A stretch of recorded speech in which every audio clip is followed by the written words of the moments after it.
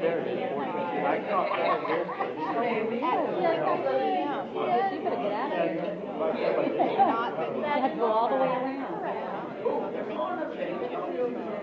Well, that makes sense. I hope they would have it open for events at night or something. I don't know how they're going to do that. Be happy to move. Kids that are on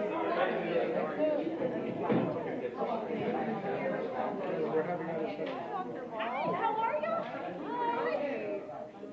Yes, that was good. Right there. Is anybody right here?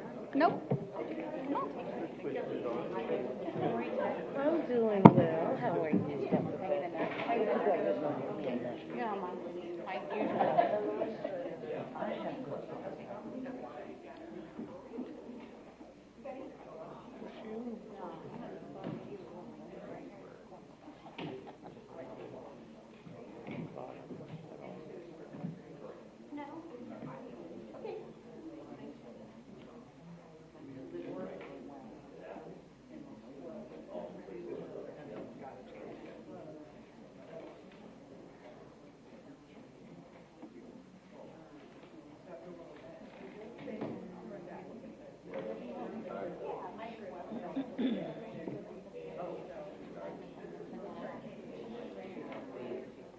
Again, when you see my agenda item, if it needs to be reworded, more than welcome to reword it. I put the essence of what we talked about earlier, but it might not sound right.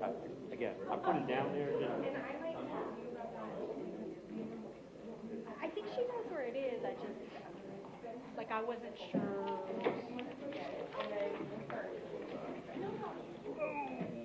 Joseph, take that tie off. Take that tie off. Down in the left corner. Yeah, I just always get this little thing. Awesome. Yep.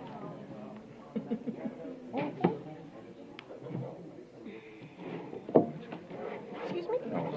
Oh, There you go. You got it. I'm sorry. awesome. You're perfectly fine. Everything, estimated cost, when do you start? You started last week? Wow. Okay. Started on last week. And the kids come next Monday? Yeah, and I told him. It did. It really did.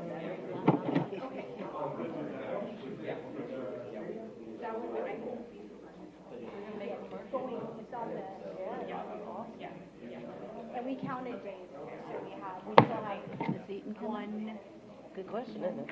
baked day. Dan?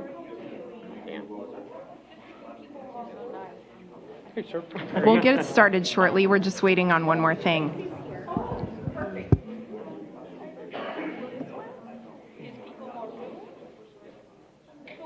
Hi, Miss Arvanitis. How are you doing? There we go.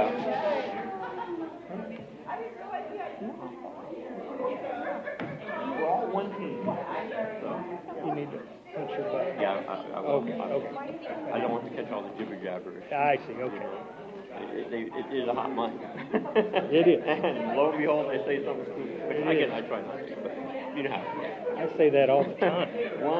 Just one time. And all of a sudden, it's public information. It is.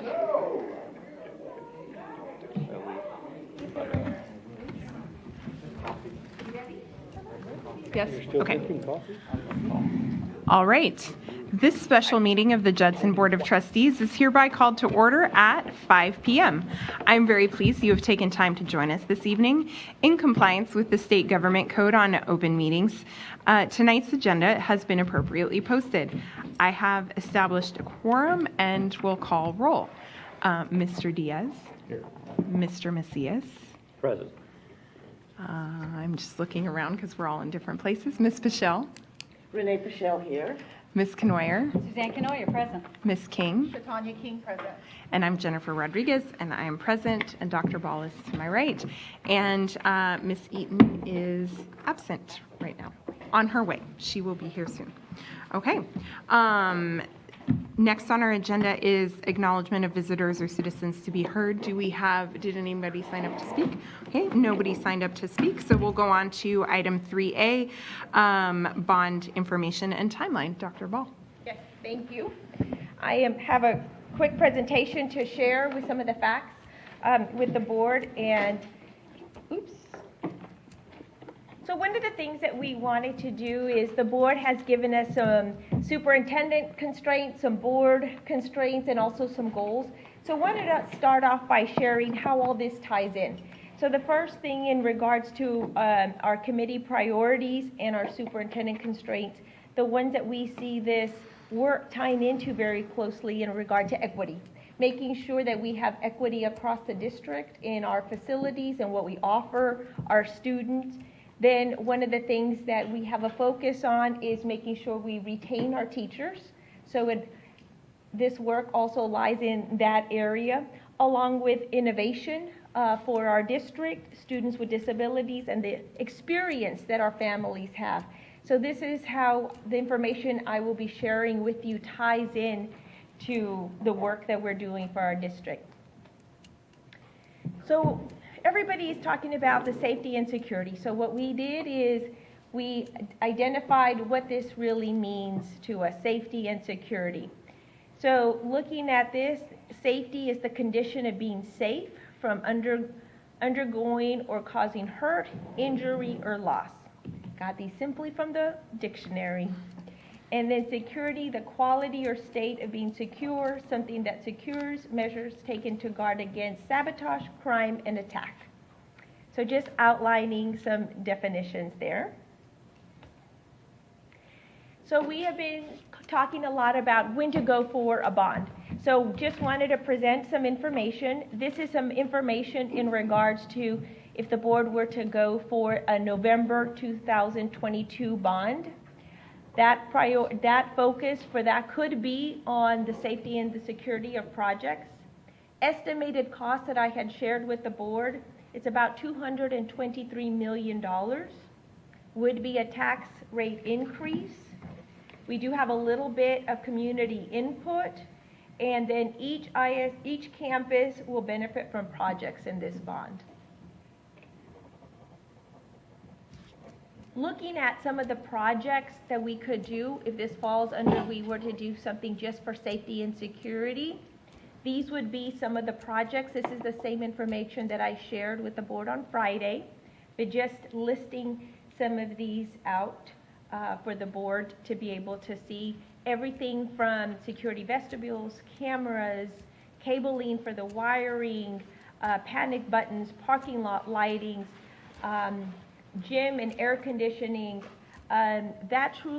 These are all something that falls either in the safety and security area. I'll give the board just another minute or so to look at it and see if there's any questions. About what percent of those items were on the bond that was put in front of our voters? All of them. All of those were already put in front of them. Okay, thank you. Now, the costs are a little bit different.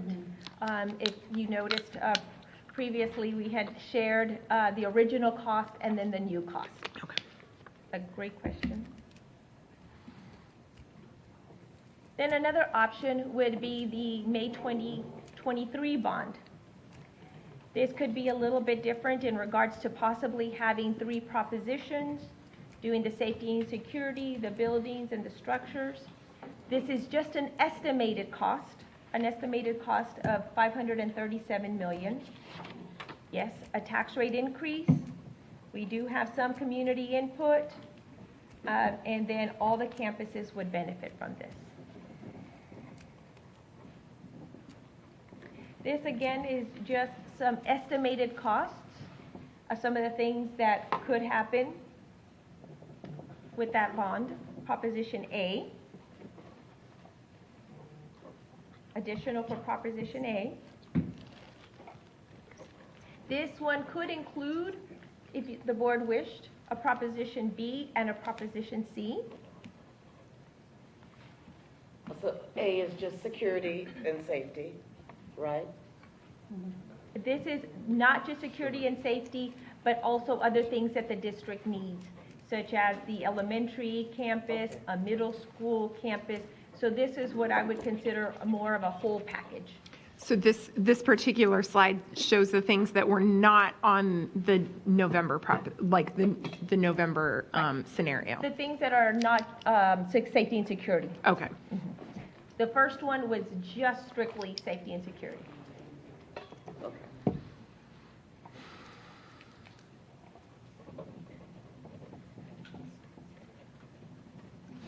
Also, please keep in mind, we've enhanced this to include other needs that were not on the original bond.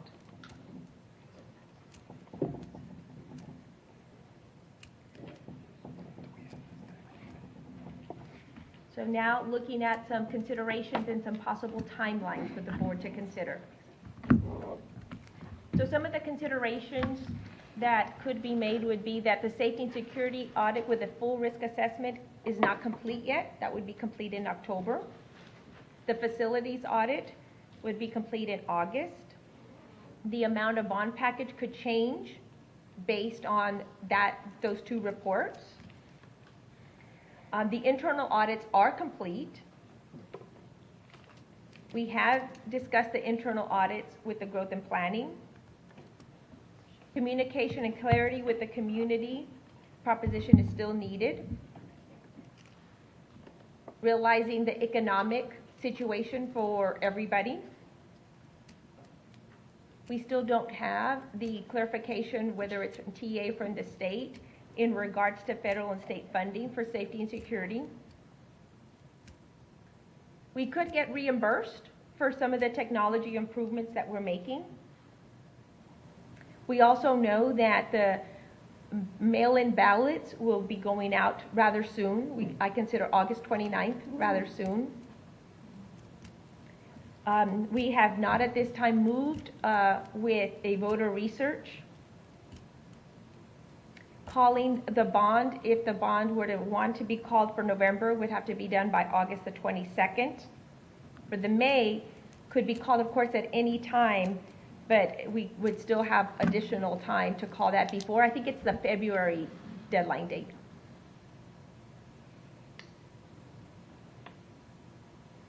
So just some considerations there. Then a timeline. This would be a timeline if the board were to choose to go in November. Okay.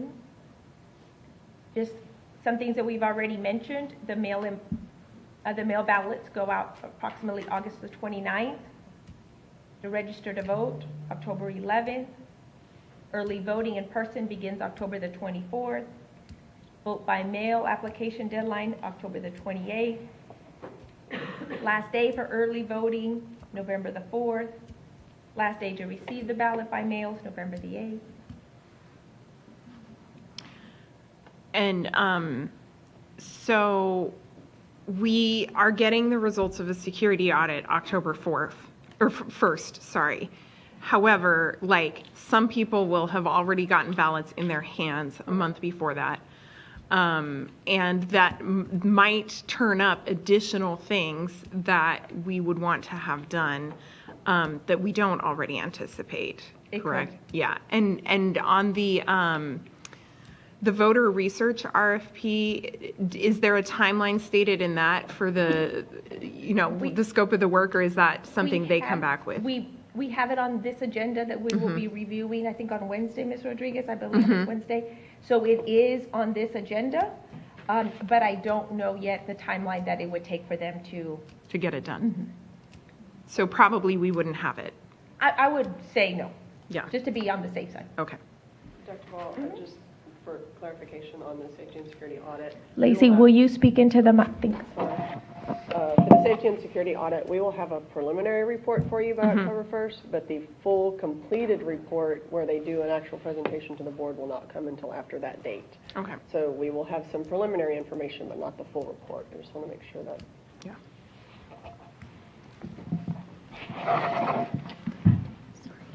Right by me.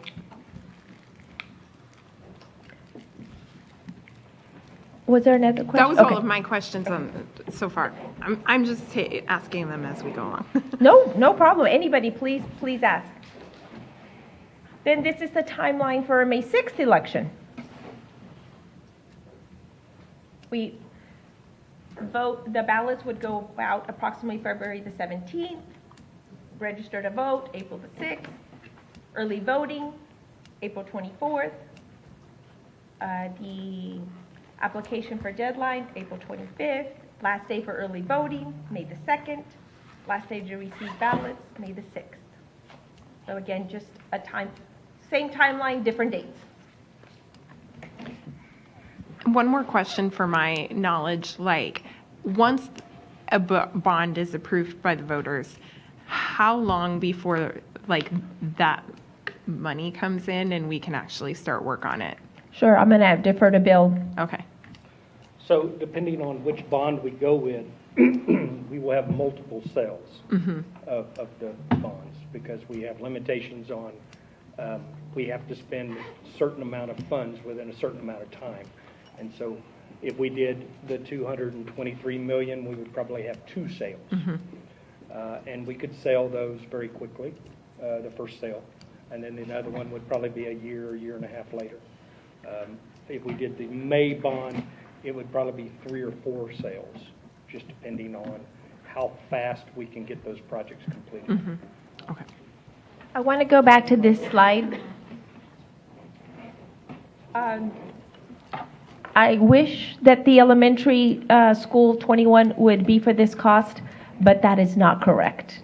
There's no elementary that's for $1 million. So that is incorrect. Approximate cost right now to build an elementary is a little over $59 million. Does that impact the estimate, the overall estimate, or No. was that just a typo on the slide? It doesn't impact the estimate. Okay. The overall. So let me go back to the other one.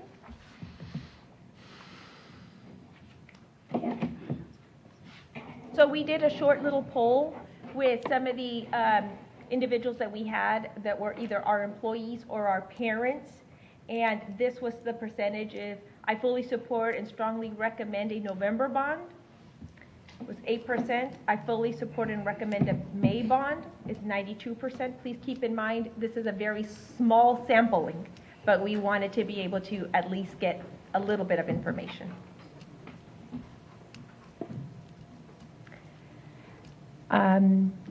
I'm open to questions, and then I also have additional information to share in closed session. What were the results of the community survey that we conducted? I have this component right now, but I could definitely I don't know, Nicole, if you could bring it up and we can talk about it. And how big was the sample size on this? It was small. It was less than 1,000. On this? Mm-hmm. 1,000 people were at the committee?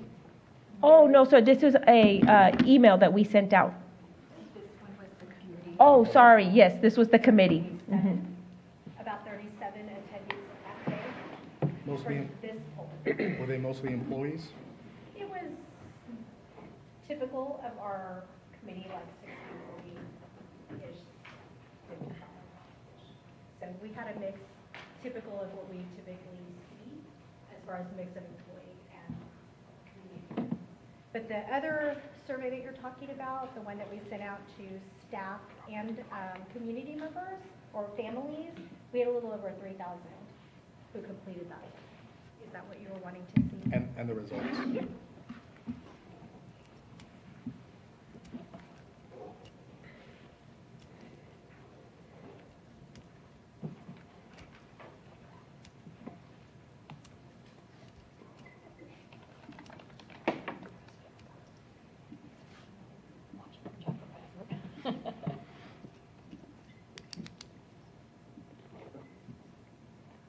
While we're looking that up, I'll also note that Miss Eaton has arrived.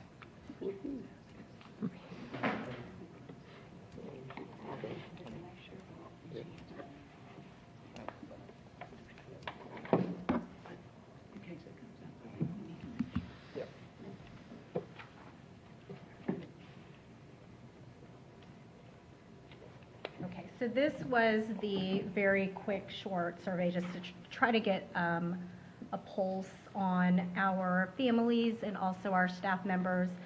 We gave this survey out in July, so it was in the summer. So we had a little bit over 3,000 responses. This was one of the questions. We wanted to see if there was support for a bond, specifically to address the facility updates for safety and security. And then you can see the percentages and the actual number of people who were in support, about 79% in support. And then we've got a number of people who, of course, are needing more information, which we definitely expected there to be. We only had 4 questions on this survey. We asked which election they felt would probably be most important to put a ballot on, what they were supporting. And we had about 89% say November of 2022. And then a number for May and November, very small. So the majority of them were pushing for November of this year. We also asked a little bit about how they would feel on a tax rate increase of about a penny, which you saw when Dr. Ball showed that very first bond proposal, that we would ask for a tax rate increase of about a penny. And we had about 75% say that they would likely support that bond proposal. Of course, there's definitely a lot of information that we would still need to share with our community about that, but just so that we could see what the general feeling was of this small sample. We asked that question. And then the last question had to do, I'm sorry, I moved the last question had to do with ranking the importance of certain items and projects that we had already prioritized in other growth and planning meetings. These items had also been on the bond last November, and so you can see where the items ranked. We had a lot of discussion about the differences between safety and security. There were some questions about, well, why would a playground be on a safety and security bond proposal? And we talked a lot about safety being, trying to prevent accidental harm and those sort of things, where we were focusing a lot of our security items on protecting from threat, outside threat. So the items that you see here listed in red, and it's a little bit hard to see on the screen, are mostly our security type items, and those were the ones that rose to the top. So those were the 4 questions that we asked, just to get a little bit more information from our staff members in our community. Very small sample though, again. Can you go back to the slide with the percentage of people that voted for November or May? Sir.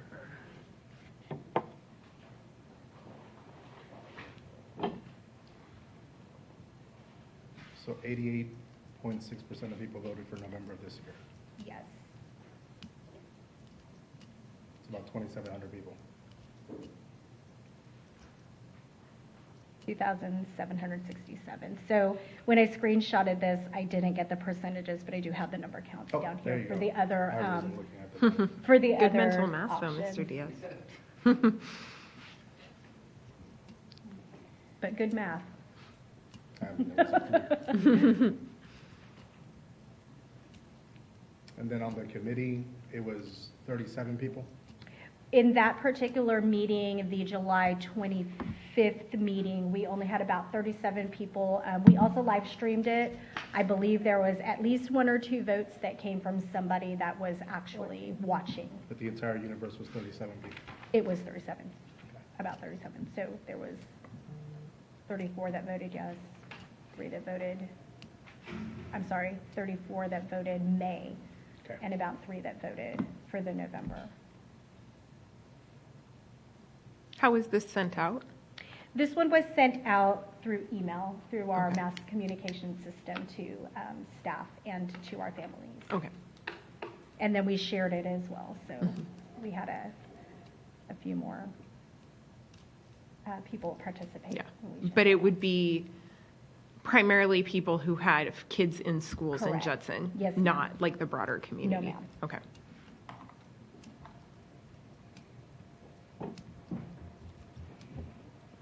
Thank you for bringing that part up. Mr. Diaz, are you yielding the floor? Yeah. Okay. So I'm just intrigued. I'm just trying to figure out if we're all on the same page here. So your presentation excluded these slides that are very important for the discussion. So thank you again for asking, Mr. Diaz, and providing them. Because the input that I'm receiving from the community in my district is they would support a security bond as early as November. The work that the administration needs to do is to kind of put that package together. And at this point, I feel that it is viable to win. So my expectations for a November bond was purely security, zero safety. We're not looking to have tracks fixed or any of that stuff. Security only. So if there's elements on this proposal that have little to do with actual security, they can be removed. Because my expectation, again, I had no frame of reference until you guys did the work, but I was expecting to spend maybe 50 to 75 million on this bond package that was security specific only. For two reasons. I felt that was a good number, but again, no frame of reference. If we have to push for a much higher one because the need is there, I still think the community would support that. My other expectation was by pulling out elements from our failed bond that had everything to do with security, we would actually now pass them in November, and they would come off of the list of to-dos from our May bond. The idea that we have a security assessment to be completed in October is great, but it shouldn't hinder the fact that we know we have very visible security needs today, regardless of this assessment. The assessment will add more that we can add onto the May ballot if this board deems it necessary. But the important fact is that our community would support action. I, as a board member, want action. If we wait until May, we won't start any of these projects until the summer of next year. And so that's too long to take action.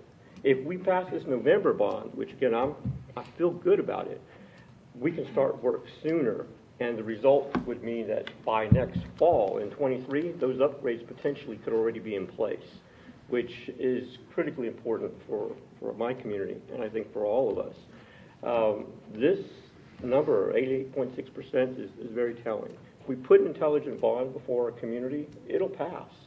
But it needs to be security specific. So this is the first time I've looked at the itemized list. I would like to take it home and look more at that and get your input on what is purely security. The other concerns, I think, are not gigantic enough for us to say we won't be successful in November.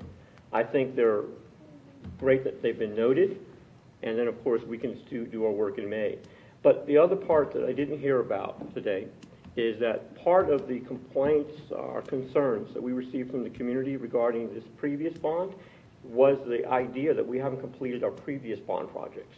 So I would like to know that we're at 90% complete on some of those bond projects in the past before we go back in May and we're asking for more money, which will be another issue. And we know this already. This has already been sort of out there already for the community. Right. So I guess I have a question in terms of what is that completion timeline for many of those bond projects in our previous bond? Sure.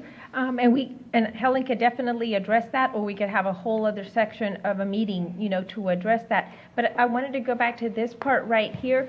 This is just suggestions and proposals. This is just giving the board information as to some of the possibilities. Doesn't mean that we're saying all of these should be or shouldn't be. These are just some of the suggestions that we could definitely, if the board decides to go for something in November, talk about why on some of these we consider it safety and security. Because the one that I see that some individuals might think like, well, maybe that isn't one, the one having to do with the wiring for the pool and the ag barn. When we can't have cameras there, that does become a security issue to see who's coming in and who's not. So we could definitely discuss these, but I wanted to say that this is just suggested items. And which one is it, the item with the barn? Right I'm pointing to it here, but hold on, right here. Column, fifth from the bottom. It's I'm getting my arrow to try to get over there. It's, 175,000, I think. It's a moving target right now, okay. Yeah. Okay. You see it, it's on yeah, the- I see that. Yeah, that 375 is reasonable. I saw one up here for a lot, was it 28 million site work improvement and repairs on the other, the 28.8 million. I'm wondering if that's security or if that's something that can be bumped until the May ballot. tell me where you see the It's 20. the next row over. Can you put it in presentation mode? The site work improvement. Oh, yes, give me 1 second. Mhm. Bottom right-hand side. Right-hand Give side. me 1 second. Okay, go. There. Mhm.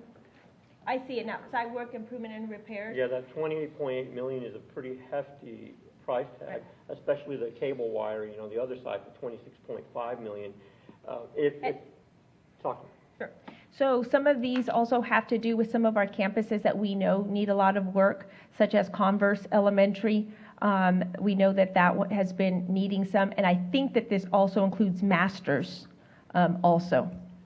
My concern is we can make the argument that that will enhance the security for that campus, right? Mhm. Because that's obviously what we're going to have to promote if we're putting factual information out there on why we're asking for this. Right, and just like the example of the gyms, you Yeah. know, I know that Makes most sense. people would think like, oh, you just really want to air condition the gyms. We're leaving all the gyms wide open right now, and I know that as we've learned so much more, that's something that we don't want to do. We want to limit the entrances. We want to secure who comes in and out. But again, that could be something to say, some people might feel, nope, that really doesn't fall under it. So this would be a list that the board would have to really look at and see, or say, you know what, we don't want to go over 50 million maybe, and narrow it down that way. So this would still require some in-depth conversations. Either we look at it by item or by cost, or somehow look and see what would be the best approach to take. I guess that's exactly why we're meeting today. Right. So that we can make that better determination. I think that what would really help us is if the board just says, yes, Dr. Ball, we know we want to go in November, so we want to have this work to really start doing and doing that. Or no, Dr. Ball, we don't. In all fairness, though, you haven't put together the exact proposal that we would see in November. So it's kind of hard to say, I mean, the sentiment, in my opinion, is still there for me. What I'm taking away is that this is what she would propose, but if this is not what you No, support, she's asking for feedback No, I mean, on that. obviously, what I want to ask, and just for clarification here, if I mention, Dr. Ball, take this back and only put security, whatever is related to security only, would you bring back this entire list? No. Okay, so that Jennifer, I think, I would would- clarify things. I would remove some of the things such as the roofing projects. I would remove some items. Okay, and then you would come back with, I don't know how soon you can do that, we don't have the luxury of time. So, I could do it by the end of the week. okay. I could have it for next board meeting. Okay. Now, in terms of addressing your sentiment, and what Jennifer was asking too about, I don't know if you're asking, but November, if you want to have it in November, that is a reasonable discussion to have. Right. But I still think, based on what you provide next week or next meeting for us to make our final decision, that I would still be very supportive of a November outreach. With the caveat, obviously, that we can still add extra security networking or whatever recommendations in May that will continue to enhance, but at least we're working on things, and it'll be staggered. Right. And I think that'll be beneficial. Going back to this timeline, if you let me just find it, my suggestion would be that if we were to go for the November board meeting, that we actually add an additional meeting of Monday to really finalize this, and then the board actually, if they feel comfortable, call it on Thursday. Because we only have until the 22nd, if I go back to that timeline. I want to give other folks a chance to ask questions and things because me personally, I would prefer a May bond just because of being ready. And I think there's a lot we can do that we've approved some things. I think the administration can continue to bring us things, but I also want to give other people a chance. So Ms. Knoyer wanted to speak. Yeah, I have a strong concern about trying to go out for 2 bonds. I don't think the community will support 2 bonds, one in November and one in May. And I think our best shot is to take this time now, go for a comprehensive bond in May, and have the time to truly explain what every single item is and why it's needed. That's my preference. I honestly do not think the community is going to say, you know, hey, yeah, you just went for one in November, let me give you some more money in May. I don't think that's going to happen from my conversations with the community. Are there other folks who, Ms. Well, Pichelle? I'll just reiterate what I said the last time. I am more of a supporter of a May bond. And since we now have evidence that we're not going to have a completed audit, that seems to me to be a very strong reason to not go out for a November bond. I too don't think that this community is going to support 2 different bonds. So I'm definitely going to stick with what I said initially last month and the month before, May. And I would like to say, at the last board meeting, I said that I would be in support of a November bond if we were ready. If everything was in place, if we had all of our information. If not, then I would favor a May bond meeting. So I would be more in favor with May, since it looks like we're not going to have everything that we need regarding information from the audit. And we're just really pushing it, though, because we have, until the 29th to Educate the community.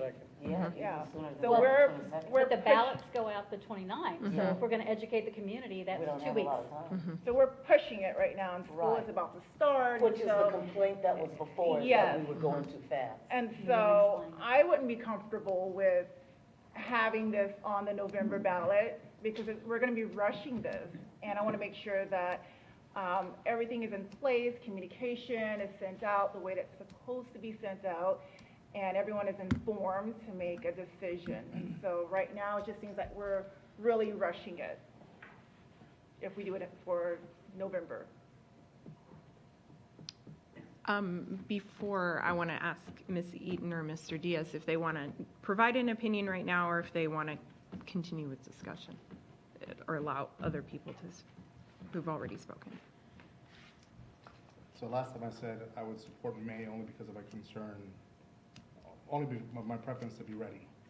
However, I also did hear at that meeting that you were supportive of November, or maybe it was a meeting that you weren't here. That you wanted to capture the momentum. Is that no longer the case?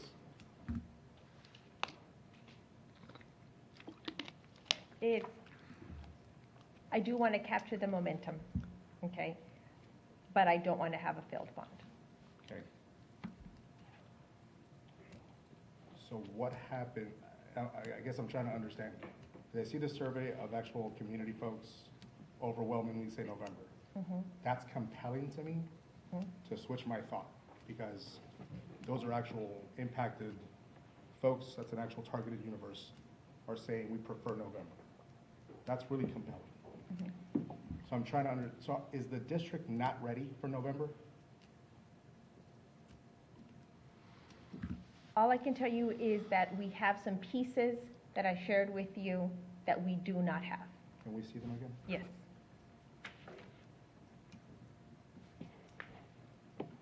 All of these pieces are not ready.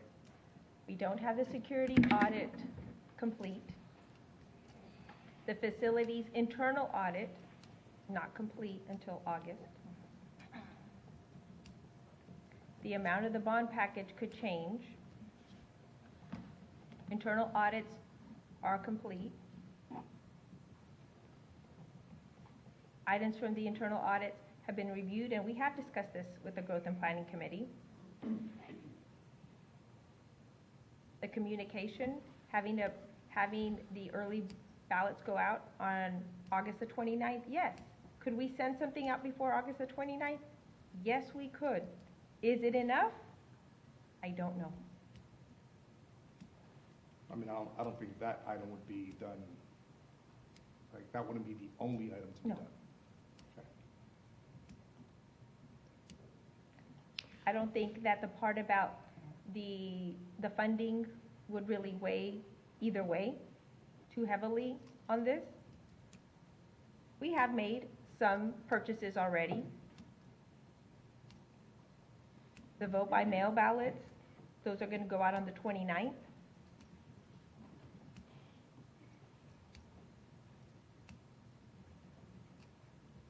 So I'm having some trouble reconciling. A lot of these things are time-based, and we knew about these things beforehand. So if we knew these things weren't gonna be ready, why did we even talk about a November if it's not viable? Because we've always known that ballots are gonna get sent down on the 29th. Seemingly, we knew that the audits weren't gonna be done, so why even discuss it as an option, present it to the community, create the narrative of a safety and security proposal if it's all for naught, because then the May would be comprehensive. So it feels like all the work that we've done. At the last growth and planning meeting, that we shared this information at the last growth and planning, which I know is only 37, a lot of them were employees. They did understand that going in May could yield us a better result.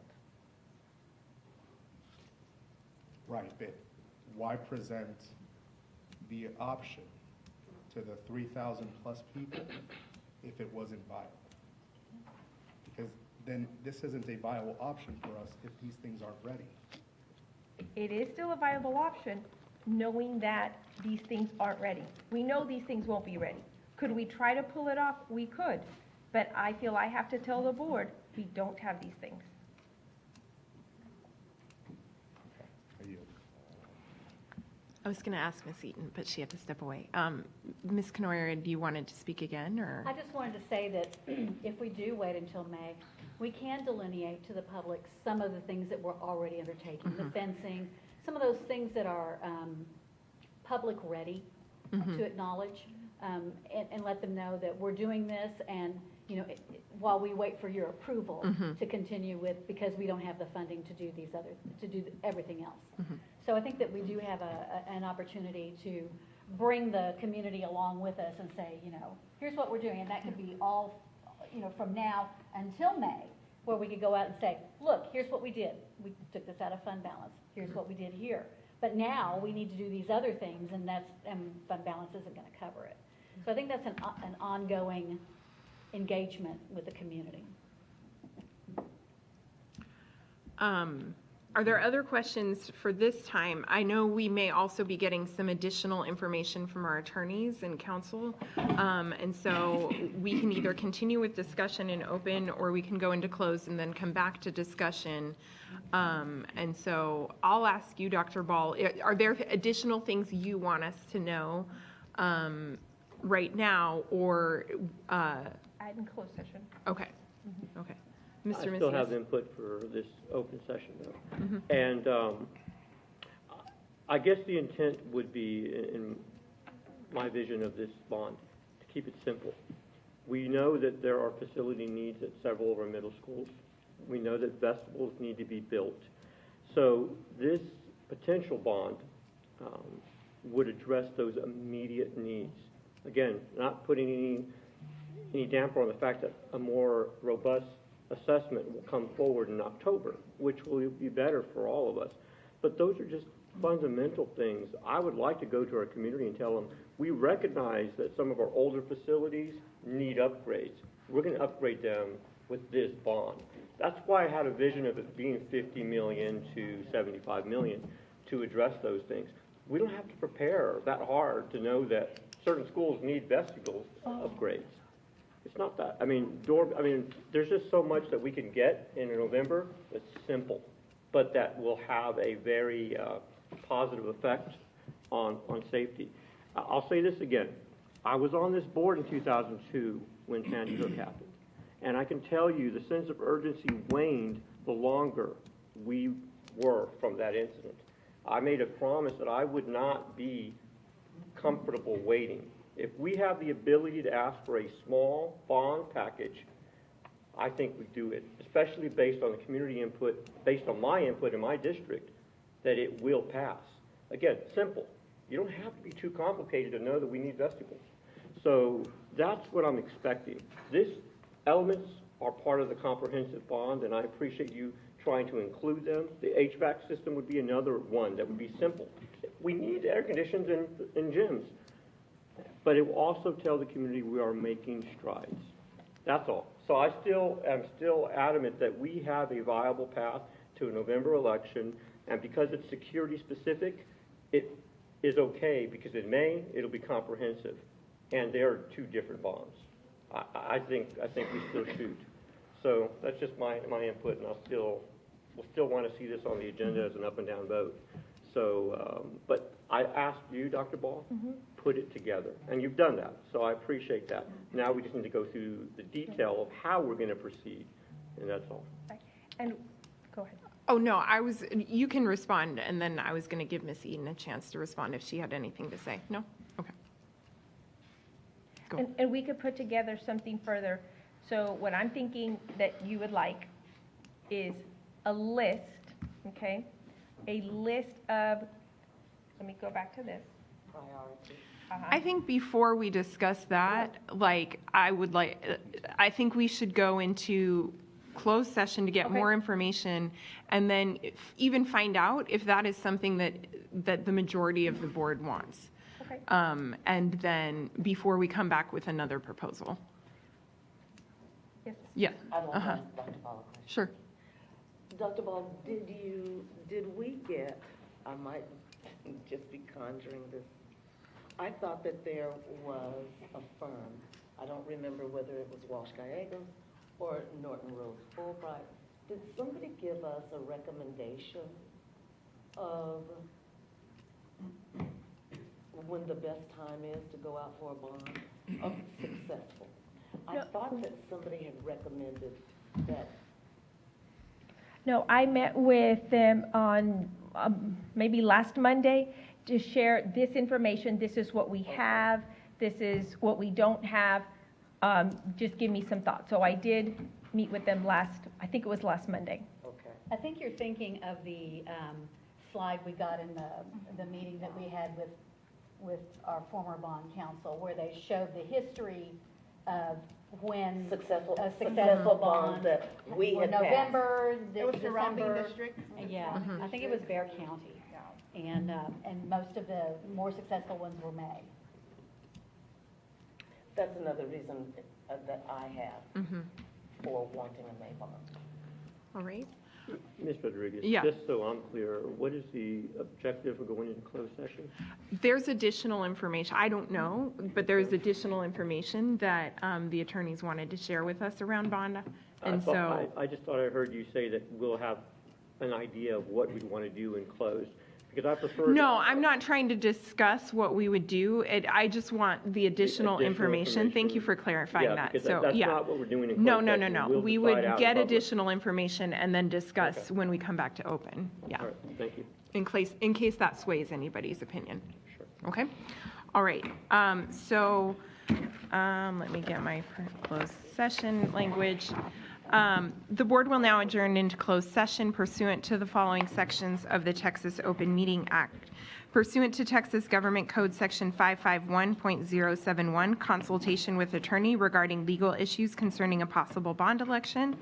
And B, pursuant to Texas Government Code Section 551.074, discussion regarding board members and superintendent's duties, roles, and responsibilities as related to a possible bond election. The time is now 5:48. I don't know, Betty might have it.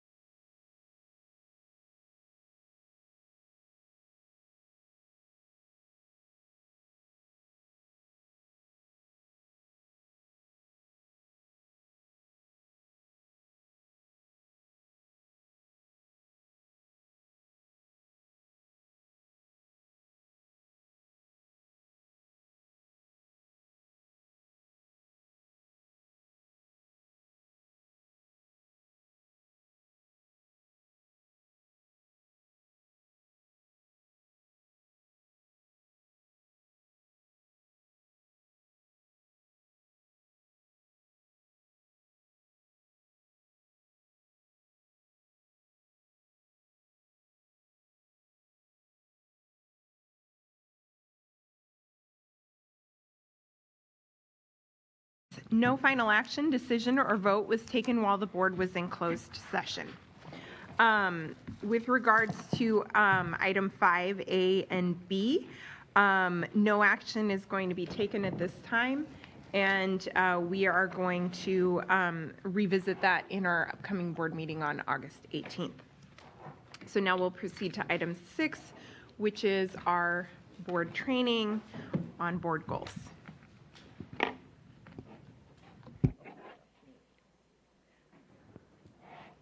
Okay. Hi, guys. Hello. Hey, Patricia. Oh, all right. I hadn't seen you guys in a while. Oh, that's not true. We just saw each other last week, didn't we? Okay, so you guys have gotten some, actually the district, which is wonderful, got some preliminary data on the STAR that exceeded the goals, which is fabulous. Celebration. Big round of applause So proud of our for the team. And you've gotten a couple of different presentations on it. One of those presentations, the last one you got on the preliminary goals, we gave you tonight again, just so you have this information, because what this means is we need to go back and realign the targets, right? You've already met the first target, or the district has already met the first target, so it makes sense for the board at this point to go ahead and realign and have new targets going out through 2027, at least on the first 3 goals. For sure, the first 2, early literacy and early math. We were pretty close to being on target on or we were on target, but it was pretty close on the 7th grade math one. Well, actually, no, we were pretty high above that. So never mind, we do need to work on that one. CCMR was right on. So CCMR does not have to be adjusted, but the other 3 need to. And so I gave you guys, and we have Betty, do I need to put it on, or if we don't, it's okay.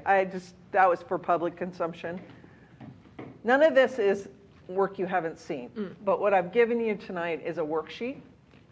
So you can see right here at the bottom of this on the early childhood worksheet, what we gave you is we gave you demographic breakdowns, which you've already seen in the presentation. It's a deeper dive right here in this as well if you need it. But I wanted to give you those preliminary targets. They're in yellow down here by student populations.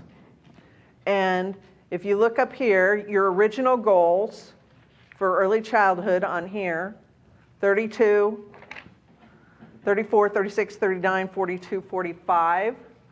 So right below that is your revision. That's where you can write all over this. And so what I'd like to do is, first of all, give you a little bit of time, maybe 10, 15 minutes for you to just revisit your data package around these goals. Did I give you? Yeah. No, the question I was asking is, like, just to clarify for my own understanding on this chart, this very first one, for example, we have the disaggregated data, but the overall number is this 49%, which that's the starting point. That's the starting point for great. Those goals. You guys don't have to redo the targets for the student populations. The team will come back and do that in alignment with your targets, and then they will also go back and realign their GPMs. Okay. So of course, that'll be the work of the team. They know how to break these down to make sure they get to your overall target. But I wanted you to have that disaggregated information in it, and you did have it in the packet as well. So I put this up here too, just so that for the purpose of open meetings, it's up here. So this is the first one. So you have the revised, and we'll add those. So right now, your preliminary data says you're at 49 for 22. So you can see how far you are above the 32 that was the original number. So you have to set those targets out. And we'll have dialogue around that. But first, I want you guys to take some time to do it alone. And then I'm going to put you in pairs to kind of compare your notes. And just, I want you to be able to have the time to do a little bit of a deep dive on this. Does that make sense? Any questions? Okay, so I'm going to give you a few minutes while you're eating dinner to look through your data packets, to think about how you want to approach those goal targets. So we're at 49 and we're deciding what the next goal should be for 2027. 5 Right, years. because you've already really Okay. exceeded all the way. So what we're looking for is what is our ultimate goal going to be for 2027? And And then then we'll look at how to get the there. intervals. Right. Okay, yes, ma'am. And this is a kind of a question for you, the team, maybe a little bit of both. Do you want the team to share anything in regards to the things that are changing? Just some food for thought for the board to keep that into consideration, or does that not matter? No, of course it matters. What I'd like to do first, though, is let them kind of attach, Okay. look at this on their own and think about it, and then we'll have some dialogue and Okay. discussion. I'm sure they need to have discussion with each other, and obviously we want to do this collaboratively, so want to get that work from you guys as well. Let's give them a minute to digest this information. They've all had a lot of, you guys have been living and breathing these numbers, and they have not been.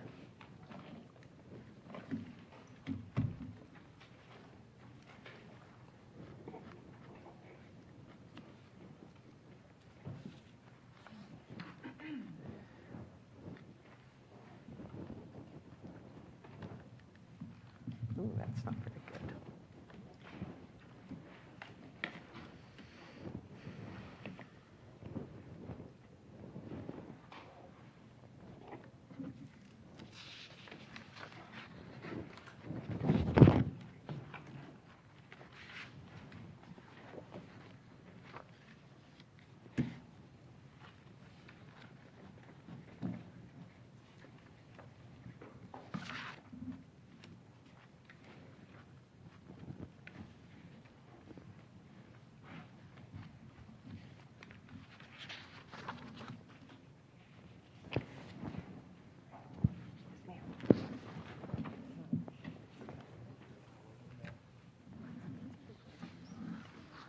Here's the goals.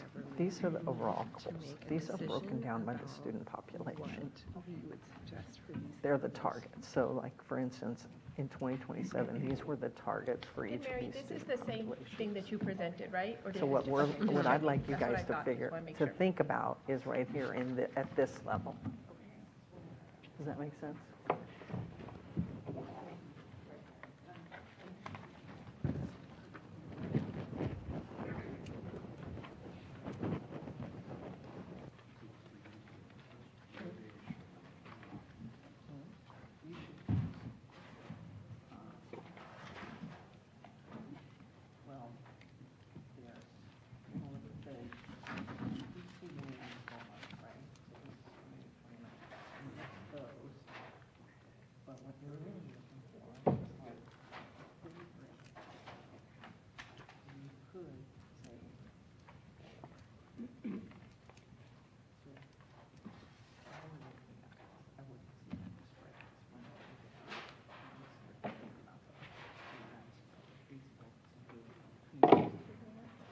And then what there is in here also is just some star breakdowns. Year over year. Like this is approaches needs. Was there a reason these two were the same? That we plateaued that? I don't remember why we did that. Okay. I didn't catch it before either, but like, okay, so this might be something to like.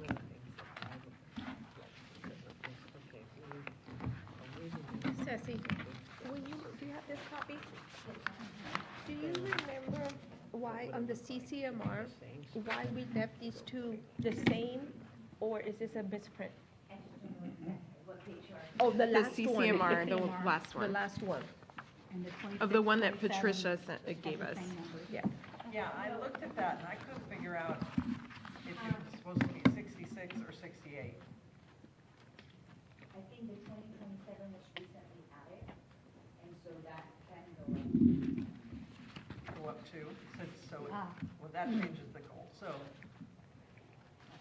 So we can just discuss that as a board, that the 68 might need to Because go up. the 5-year was to 2026, right? And now we're doing 5-year. Well, when we originally Right. thought about this in November, we were looking at 2026, but when we set them in May, they were 2027. Got it. No. Masters includes meat and approaches. 2027 was 68%. Yeah. So then why was 26 Approaches is- 68%? I just don't, Approaches is that was a typo? considered That's what I thought. in air quotes. Meets though is meeting great goals standard. Yeah, no biggie.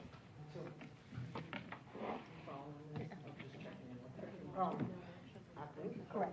Nothing to action.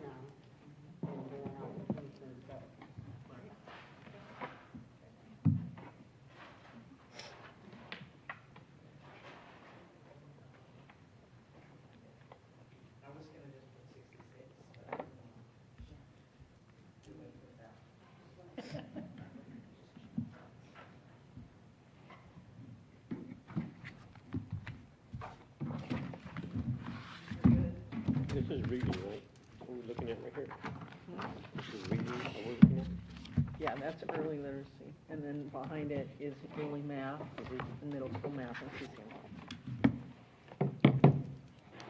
Ms. Duhart-Toppin, do we have, or Dr. Duhart-Toppin, I apologize.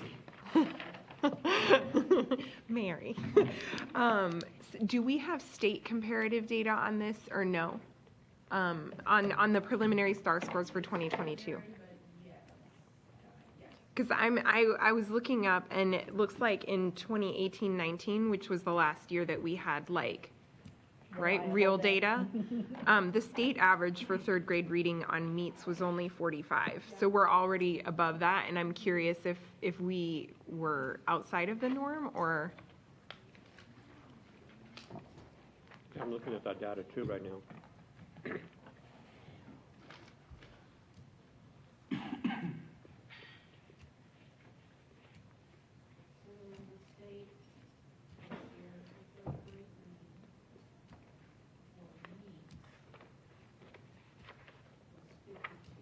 Okay.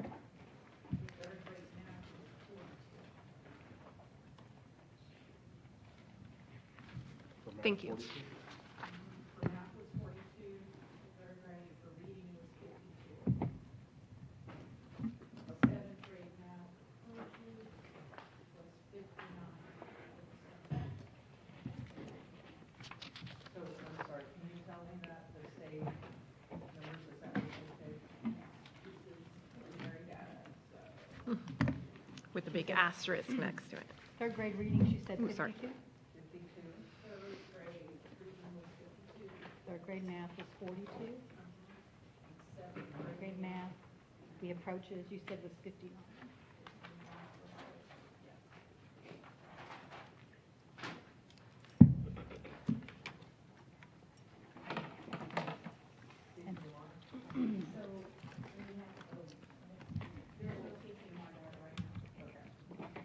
For 2026, which was our original goal, we had reported that at 68%. So since we looked at it 2027, we could leave 27 at 68% and revise to 2025 and 26, or we could add 20.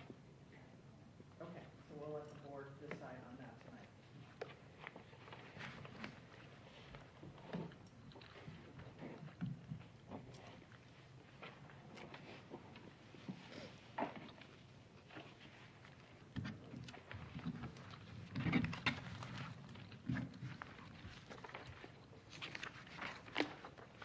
Ceci, a clarifying question on the CCMR data. Sorry, because this one's confusing because there's a lag and so when we're talking about, okay, the 50% that we used as our benchmark, we said we'd go from 50 to 68%. That's up at the top. The percent of graduates that meet the criteria for CCMR will increase from 50 to 68. That number came from which year?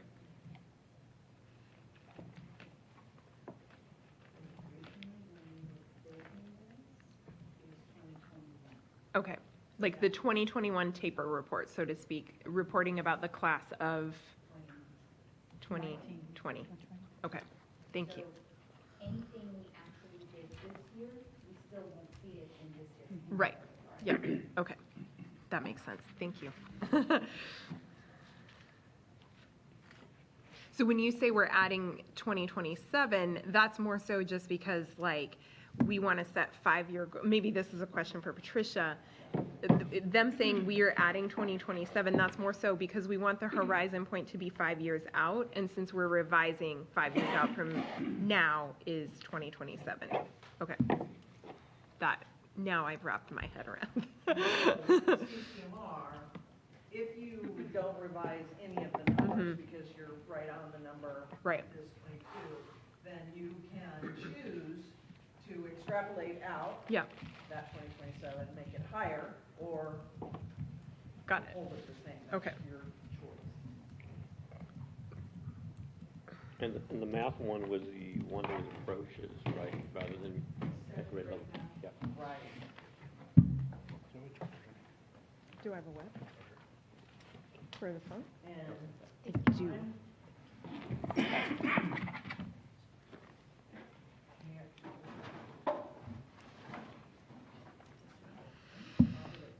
did I put in the seventh grade math, or did you? You put in the seventh grade math, right? So you put it in. Yes. Right, that's what it is. No, that was the approaches. Took it directly from our educator Salud. preliminary report. Yeah, I started to put in the meets, and I'm like, no, seventh grade. I had to go back and shake it up. I was driving in my car thinking, I think I put the wrong grade in. It's the mix.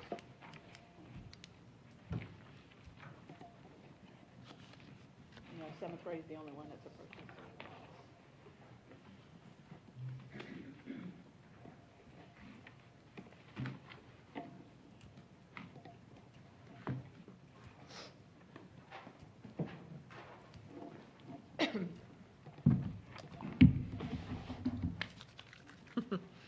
Good idea.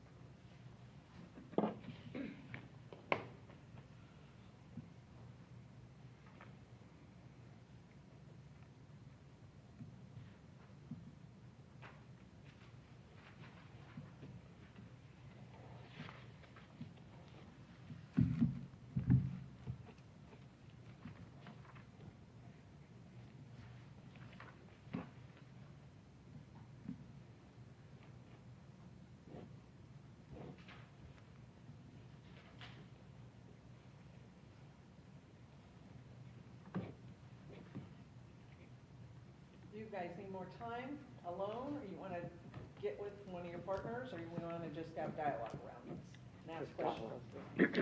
I'm okay to Just talk. jump to dialogue, yeah. Okay. So now's when, did you guys have any things you wanted to share around the strategies that you've done, that you deployed this year that have helped you get to these, or last year, to help you get to these great preliminary numbers, and what you're continuing and what your hopes are? I can talk to like from third grade reading. I believe the Reading Academies had a huge impact on doing the science of reading, and having our teachers go through that, amplify with the company lessons that they had with Amplify. I'm sorry, Russ. The company lessons that we had with Amplify, that we did the screeners, but Amplify also has another component where it tells you exactly what type of lessons the kids need to have in order to improve their reading score, to raise their performance. The other thing is that we have spent a lot of time going back into the curriculum guides and really pinpointing. I believe that Ms. Johnson did share about the fact that we were looking at data, early data, and went back and revised the curriculum guide to specifically address the areas in reading and in math where we were struggling and continuing to see the struggle between the beginning of the year screener and the middle of the year screener, and changing that in time for us to see the impact on the STAR scores in general. I will tell you that 7th grade math has been a concern, and we are looking at that, and specifically we did some changes this year in the curriculum to address the deficits that we were seeing in 7th grade math. However, the screener that we were using, which was Imagine Math, the screener that we were using wasn't giving us the data that we needed to really pinpoint, and that will no longer be in trouble this year, because we are moving to a different screener that the reports and really digging down to where the kid really needs intervention at is going to really move us in the direction that we've been waiting to be moved into. And so basically is looking at changing the curriculum guides to meet the needs of the students, training our teachers in the areas and those instructional strategies to address the weaknesses in our student population where we're seeing that. And so changing instruction, changing the curriculum guides, and then using the screener to really pinpoint where the students were struggling, and then changing the instruction to meet that need. And the Reading Academies. And the Reading Academies, thank you. Which teachers were required to do reading academies? It's just been kinder and first. this year will be kinder's, I think this is the first year for kinder. So first grade, second grade, third grade, Campus principals. campus This year was principals, assistant principals. assistant principals. So this year we're adding kinder. Okay. The kinder academy is going through, and any teacher that we've hired that are in those grade levels that have not gone through it. They go through that training. Yes. And what does that consist of? A master's level course. It's a master's level course like you would get it in a university. So it's teaching a master's level course on the science of reading, how to teach reading in the early grades for kids that are just learning how to read. Phonological awareness, Yes. phonics, phonemic awareness, all that stuff in the very beginning. And all grade levels are getting basically the same training, is Yes. that correct? So even a third grade teacher would get the training on phonemic awareness and phonics if the screener showed that the students that they're working with need that as an intervention, so they have the knowledge Yes, to because be what able to we go were in seeing and in the data is kids that miss that part in their early years, like kinder first and second, and now they're sitting in third grade and taking third grade STAR, reading STAR, and they were missing foundational skills they should have gotten kinder in first grade. So this is equipping the teachers that are in K through 3 on how to teach basic foundational skills in reading. Mary, will you also talk about the changes that are to come?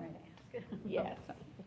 So this upcoming year, we have, the state has been moving in this direction, so we're going to what they're calling the STAR Redesign 2.0. And it is going to take effect in the spring of 2023.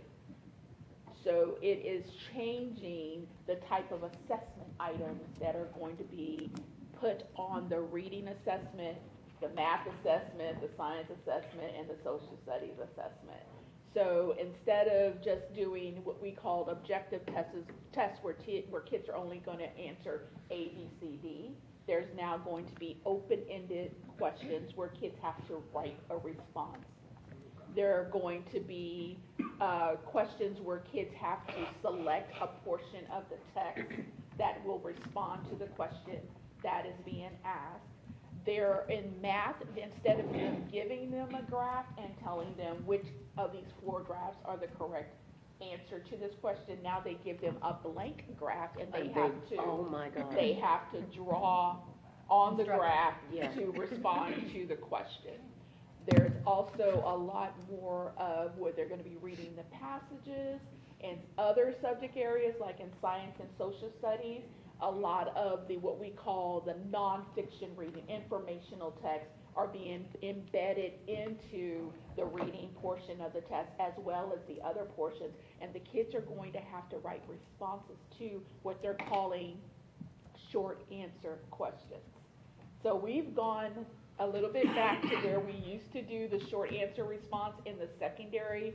That was some years ago before we moved into STAR and changing some things around. They're bringing it back into elementary and middle school. And there's going to be the short answer response and then what they call the constructed response. And so that is going to impact, we took away the essay. Remember the essay was separate, and now that writing is going to be embedded into the reading test. At every grade level. At every grade level. Did they field test that this year? They field tested it this past, we haven't heard anything from them. Right. They have just released this past weekend the rubric for the writing portion that we hadn't had yet. Because and I guess in their mind, they're thinking that we're not going to, the kids that are testing in high school are going to be testing on the old test. But, and we have time, I guess, in their mindset, we have time because we're not testing this until April. The reality is that we have to start training kids now. And so we didn't have a rubric to put in front of our teachers. We've only had very limited exposure to the types of questions that they're going to be asking, the type of responses the kids are going to have to write, as well as the type of assessment items at each content level and the changes out of that. So we're eagerly awaiting what the state is going to be releasing. We have downloaded everything that they have. We are exposing our teachers to it now. We have changed. We're in the process of changing our own formative assessments in the district to match those items. So now the kids are going to be able to see that on our formative assessments, on our unit assessments, the type of items that they're going to be expecting to answer in the spring of 2023. So a lot of change coming out, a lot of different trainings that we're having to do with our teachers to get our kids ready for that. So looking at our data this year, that's based on the old STAR test. STAR 2.0 is rolling out in the spring of 2023. Do you think that would change your goal progress measure since there's different formative assessments? Yes. Most definitely. It's going to change our growth progress measures. We're changing to a new screener, so that's going to change the percentage of the points we're looking at between each one. And it's just like I told, I was telling my team today, the state keeps moving the bar. We get to a place where we're feeling comfortable and the bar moves again. And so we're in a constant state of change right now. And we just told our teachers, like, hold on, we got you. We're going to do everything that we need to make sure you have the professional development you need, the support you need in your classroom, but know that our kids are coming up against something that they have not seen before in a state assessment, in addition to the fact that all kids will be testing online. Required by the state. A lot of them did this year, though, right? In secondary, we had one out of the 5 chose to test on paper. High schools all tested online. Elementary, it was half tested on paper and half tested online. And that was a student choice or a campus choice? Oh, interesting. Did you see any But this was significant difference? the last chance for them to test. Do you think it made a difference? I think it would at third, particularly. At third, yes, Because it's a new test. And but I good news also, our kids are digital natives. Yeah, they are, they are. The good news is being online learning for a while gave them a leg up on how to do things.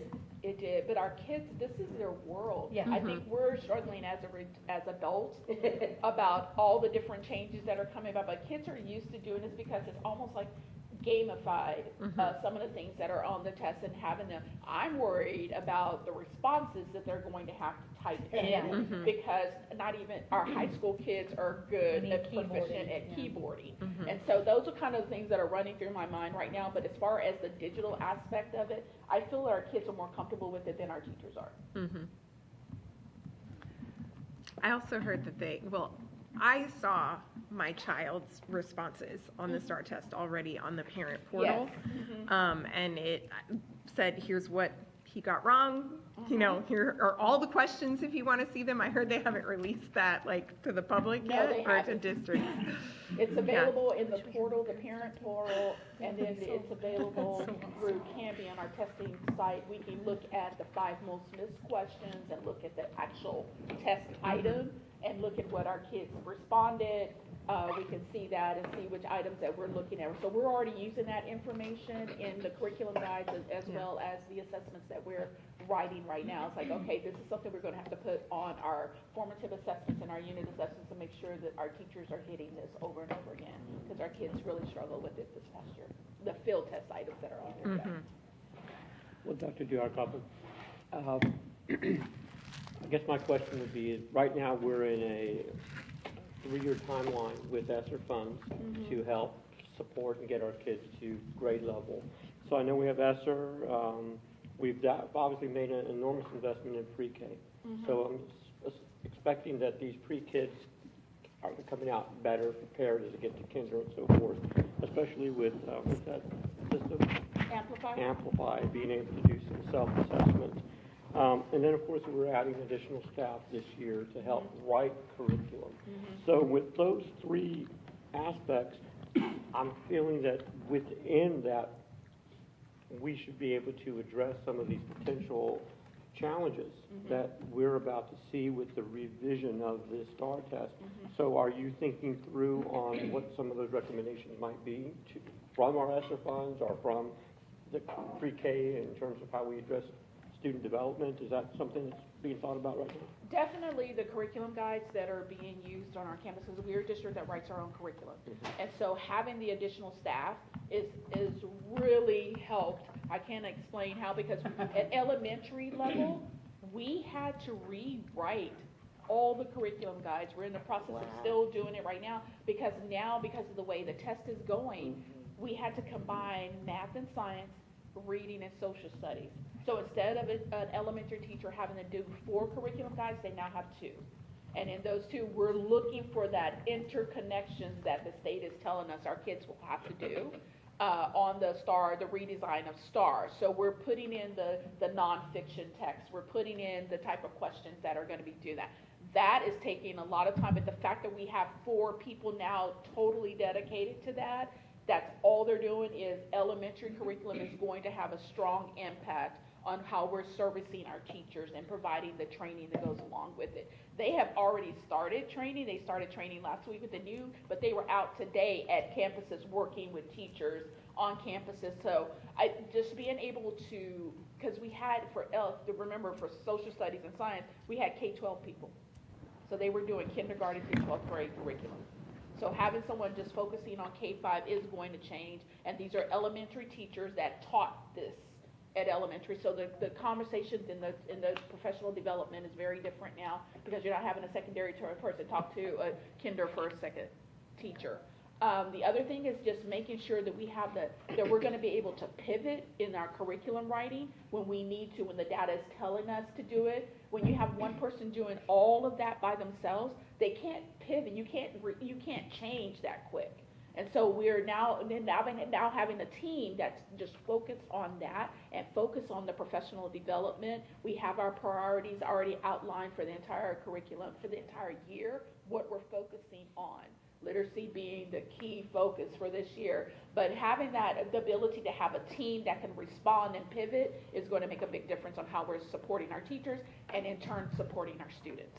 I guess those are good recommendations. I see that vision. I can see it. In terms of helping students, and again, I'm not a professional teacher, so I don't know how this works, but in first grade or second grade, write, because if there's a writing component, what more are we doing then with these extra resources that we have for a limited time to help them? Is that part of the curriculum? Is the curriculum going to? It's part of the curriculum. Okay. Because literacy is a big focus K through 12, or pre-K through 12 actually. So the curriculum is reflecting reading and writing and listening and speaking. And in the curriculum guide, the teachers are told you need to do this strategy to teach this, and this is the product that the kids are going to turn out. And so we're trying to make sure that we're trying to get the commonality in language, and then the vertical alignment as well as the horizontal alignment, and making sure that we're staying to the law of the TEAC, the standards that are being taught. And if the standard says that they need to read and analyze, that we're doing reading and analyzing. And so that type of thing, that type of approach is something that we're reinforcing every time we meet with teachers. Our new teachers last week got needy in C&I because I need them ready to go when they hit the classroom. And we had a full day of just walking through curriculum guides, walking through assessments, walking through how to find this, talking about instructional strategies at every level to make sure that when the teachers walk out of there, they know exactly what they need to do in order to get their kids where they need to go. And this last general question I have, in terms of overall district numbers, obviously campus by campus, in terms of trying to, again, identify where some of the opportunities are. Tell me a little bit how this new curriculum approach is going to help in equity in terms of districts, campuses that might need more support. So just based on the preliminary data that we have right now, we have identified campuses that we know they're going to need additional support. And so that's going to mean actually going to the campuses, sitting with that team and planning with them, looking and supporting. I'm going to a campus tomorrow because I'm working with the grade level leaders on how to do the PLC and how to use data to plan your lessons and make sure you're addressing those the gaps in the students' learning. So we're tiering. I guess that's the best way to look at it. We're looking at our campuses, and you just like you have RTI tiers, you have tier 1, tier 2, tier 3. Tier 1 is that needs the least support. Tier 2 is more support. Tier 3 is critical need. And so that's how we're looking at our campuses coming into this school year. Which campuses are we're going to have to physically be on every week in order to provide that level of support. Okay. And what we expect to happen this year is to take a little bit of a hit on scores moving to a new assessment, because the teachers haven't seen it. Right. Only what the state's released, and they're stingy about what they release. And until you have actually taught the year and see how students respond, it's really hard to know how on the right track you are.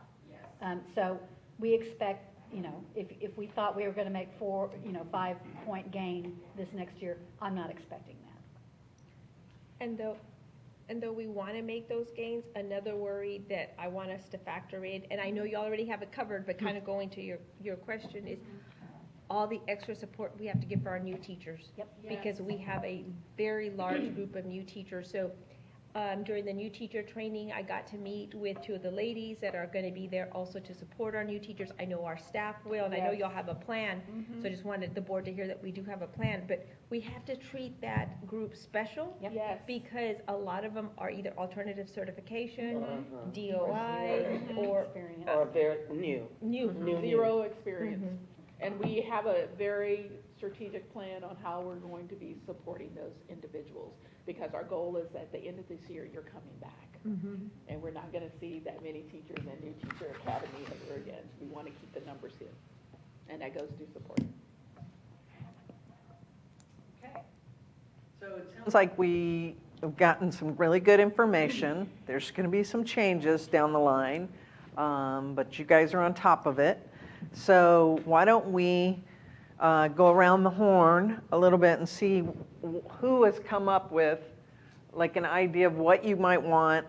If we go ahead and start 5 years out and then go back down, does that work for y'all? That's kind of what we did before. Yeah, I think we give the 5-year goal, and then they look at the intervals. So we'll, so why don't we go around and see what everybody had for their 2027 goal? Trustee Eaton, you want to start? Third grade.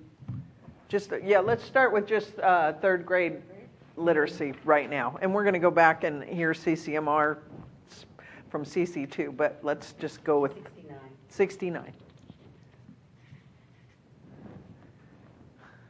Trustee Bashal? 55. 60. 64. 64. I also said 64.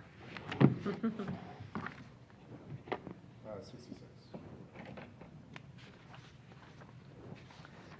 And I didn't put a number, but I will say that my expectation would be that we're higher than the state, and that we're probably higher in Region 20. So I want to be number 1, and so whatever that number is, if it's 80%, whatever that number is. So But we can't anticipate what the state's going to have in 5 years, In so 2019, the state average was 45. it was 52 compared to your 49. So they're 3 Yeah. points ahead of you right now. So we can't, we can't assume what that number would be. Right. But for me, I'm just, that's what I would be comfortable. My expectation is that we are in the lead. Give us a So, number. If that lead is 80%, then I'll put 80%. But we won't know. I mean, I'm just saying, giving you a number. I want a high aspirational So he wants goal, 80. and Okay, so 80 you're is gonna my say number. 80? Yeah, I want to be able to Okay. come out saying, we're the best, period. Okay. All right, so what we've got here is from 55 to 80 is the range. Could you repeat those real quick? 55. 55 to 80 is the range. So the first one is 69, the next one down is 55, Five, then 60, 60. two Two at said 64. 66. And 80. Sorry, I couldn't keep up 60. I couldn't see it. 66 and 80. Thank you. And then there were 2 people that said So your jump before, when you had, it was a 14-point spread right? before, which was the logic behind 64 for me. Same here. So that the logic so it was a 13 point. You're right, 13. 13 point spread before. Is that how you got to 64? Yeah. No. Yeah. Yeah. But then apparently my math was wrong, but 64 still sounds good to me. Okay, 64 sounds good. All right. Could we also just, if you don't mind, sharing on the, what the district would have projected? Yeah. Okay. What's your projection? We were in the range of between 65 and 70. You think we can make that? But I didn't want to go through the arguments that we had the last time, so I sat with my team. I'm like, where do we feel that we can With fall? a new assessment? With the new assessment. But we and have 5 so- years to 5 get years there. from here. And Yeah. 5 years from Yeah, but now, it's gonna take a good 2 years to to get the adjust Still to not the new five. assessment. There's no way 80 is gonna happen. Well, you may put a number out there. Aspirational. I wanted you to be a realistic I'm being number of what aspirational. we're doing. I give you my want logic? you All right. to be on the team. Give you my logic. Give me your logic. So Which one was your number? 66. Okay. So from 32 to 49 was a 17-point jump. I kept that as a singular event, and then I aggregated the percentage jumps year over year, and that's how I came to 66. Okay. So basically, looked at 49, added 17, which was the first year jump, and then the percentage jump every year that staff had recommended was 2, 2, 3, 3, 3, and I added those. I said this is a singular event, let's say that's the biggest jump, and then kept their consistent trend in place, if that makes sense. Yep. and we went that route first, but I remember the long discussion we had because we were trying to get a number that was higher Aspiration. and aspirational. And so when we sat down with the team, we went back through that. I went to Ceci. I'm like, look, am I thinking right? Because at the end of the day, it's like we're looking at 5 years from now, and what is reasonable for us.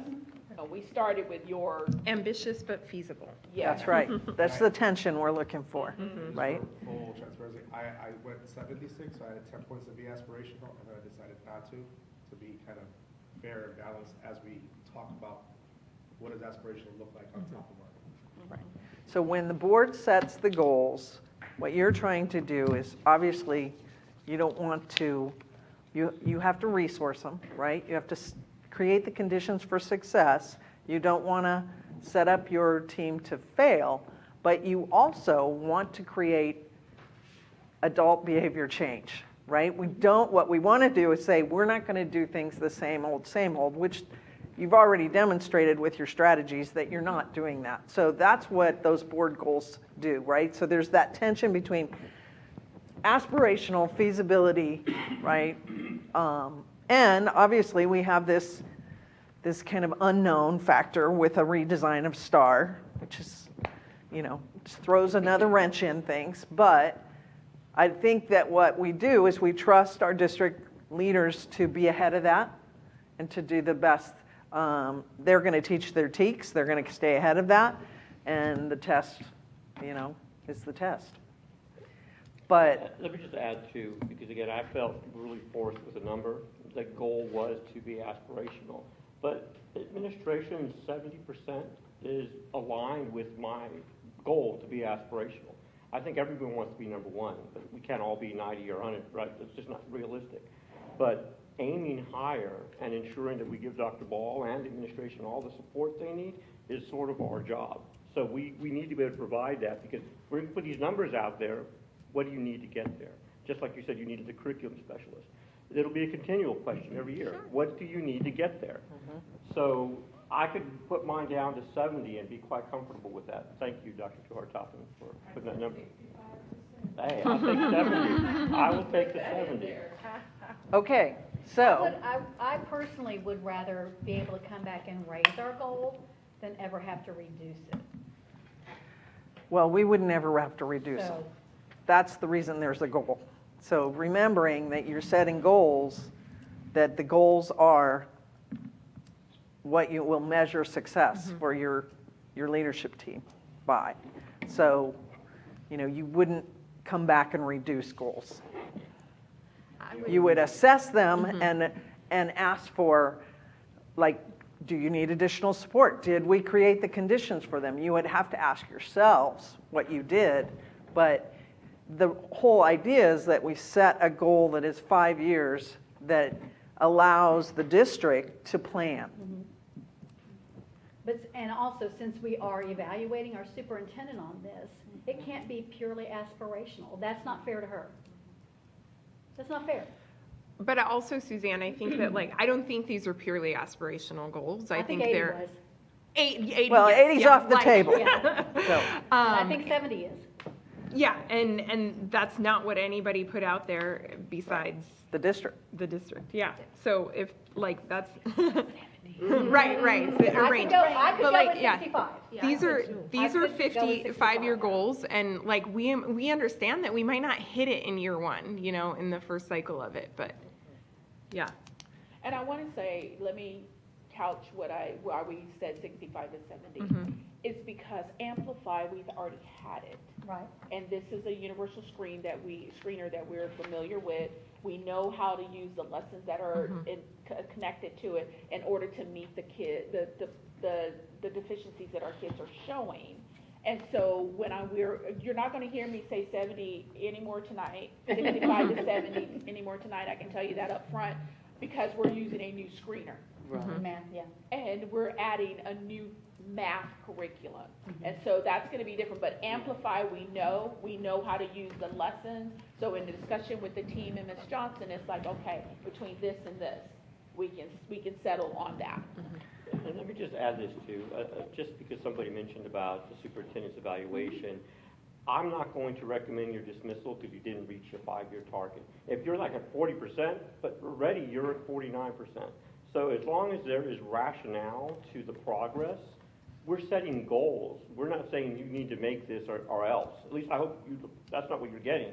But we want the team and everyone to be aspirational, but the rationale will be there why we didn't get there if we didn't. That's how I'm seeing these goals. I'm not seeing them as you better get there. Just let's aim there.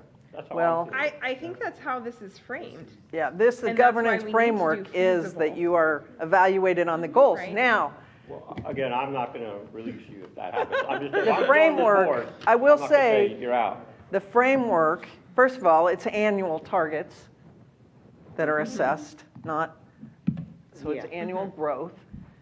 The framework, which is next on board work, which we'll work on, is a percentage met, right, to get there. There is some framework behind there, but absolutely, if you're setting goals for your leadership team and for your superintendent, you're going to evaluate her on her. That's part of the accountability Yeah, but that goes we with have this to be system. realistic. Right. 65 I can do. The other thing that we're taking into consideration is groups of children that have not been in a classroom setting for 2 years now. So what I've Well, heard, the third graders 5 years from now aren't in classrooms yet, right? Yeah, that's why I feel the investment we have. so everybody's pretty close, with the exception of the 70 and the 69 to this 65. How do we feel about 65? It's close to the 64. There were 2 of you that had 64, 1 of you that had 66, and then 2 that were under that significantly. So, and 2 that were over it significantly. So the 65, Significantly, 5 points, that's not significant.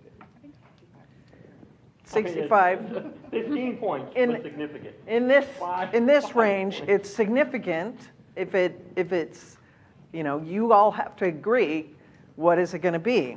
So, I would say 65 is fair. okay, so right now, what we have is, After hearing Dr. Toppin's justification, I could go with 65. okay, so we have 65, 65, 65. You were higher. Do you feel okay with 65? Okay. You were at 64. You're okay? Yep. I'm good, and only, again, because we've had this long discussion, I do know that we will now evaluate this pretty annually, so if we need to make adjustments, we will. I can live with 65. Okay, so 65. So now is when, what we'll talk about here is, and this is where maybe the team can come back with recommendations, because you'll know what you're implementing.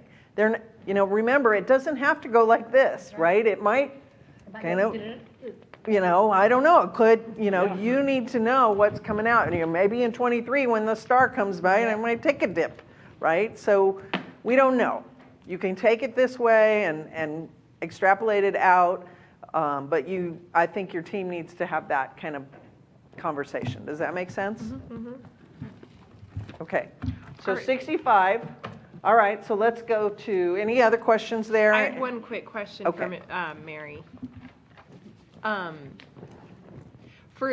know you talked about the new teacher academy. Are the reading academies also going to be rolled out to new teachers who Yes, wouldn't anybody have that's gotten? in that range of kinder through third Yep. will have to So go if they through the haven't gone reading through it, they'll academy. go through it They again. have not gone. The only teachers that will be exempt is if they got the certification If they have the already and they STR. passed the test. Okay. They have to pass the test to get that certification. Got it. So we already know who those people are Yep. that have joined us, and we are ready to launch the group. Okay. We just closed out last year's group at the end of last month. Thank you. Okay. Okay, so let's go with third grade math. All right, so how about we'll do the same thing, we'll start on this side now. You give me last. I didn't put numbers because I already have my objectives. So if I got to give a number, go last. Okay, Rafa. 57. So remember, we're at 31 right now, which is, in the state's at 42, and that 31 is up from 24 was the target before? Okay. All right, 57. 57. Okay. I am realizing I didn't put a number here, but I'm trying to do some mental math, so come Okay, back to we'll me. come back. Trustee King? 53. I also said 53. Okay. I said 55. 52? Circling back, 57. 57 from Ms. Macias, I think by the logic of my notes, 55. 55. Oh, that's over here. Oh, look, we already had a 57. Okay. District? This one here is one we had a lot of discussion on. We decided to set it at about 50, and I'm going to say why. We have a new screener coming in this year that we have never used before. We are expecting a dip with the beginning of the year assessment. We have new items that are going to be on that test. That is going to be different from what I could have seen before. We're still dealing with the group of kids that are still lagging behind as seen in our data. So even though we had a gain this year that we didn't think we were going to get, we know that we worked really hard to get that. I want to see what this screener is going, so we set 50 for us because we want to see what the screener is going to do for us in this upcoming school year. We're excited about what we're seeing. You can't hear me? Okay. We're excited about what we're seeing, but I want to see what the beginning of the year universal screener is going to give us the data. And this is the map. This is math. Are we going to do it for reading too? Yes. Okay. No, No, not in the same elementary. We're Oh, staying okay. with Amplify. Oh, okay. You said maps, right? MAP. It's NWEA is the company, and it's MAP. So would you be, you're saying that you want to make that adjustment at the 5-year instead of the 1-year target? I'm saying 50 at 5. Okay. You're trying to trick me. I was not. I was not. I have my own numbers. I was going to be cautious at this one because I want to see some data before I jump knee deep into. Okay, so what we have here is Yes. a range Yes, it is. between 57 and 52 from the board, pretty tightly, and 50 recommended at your district level.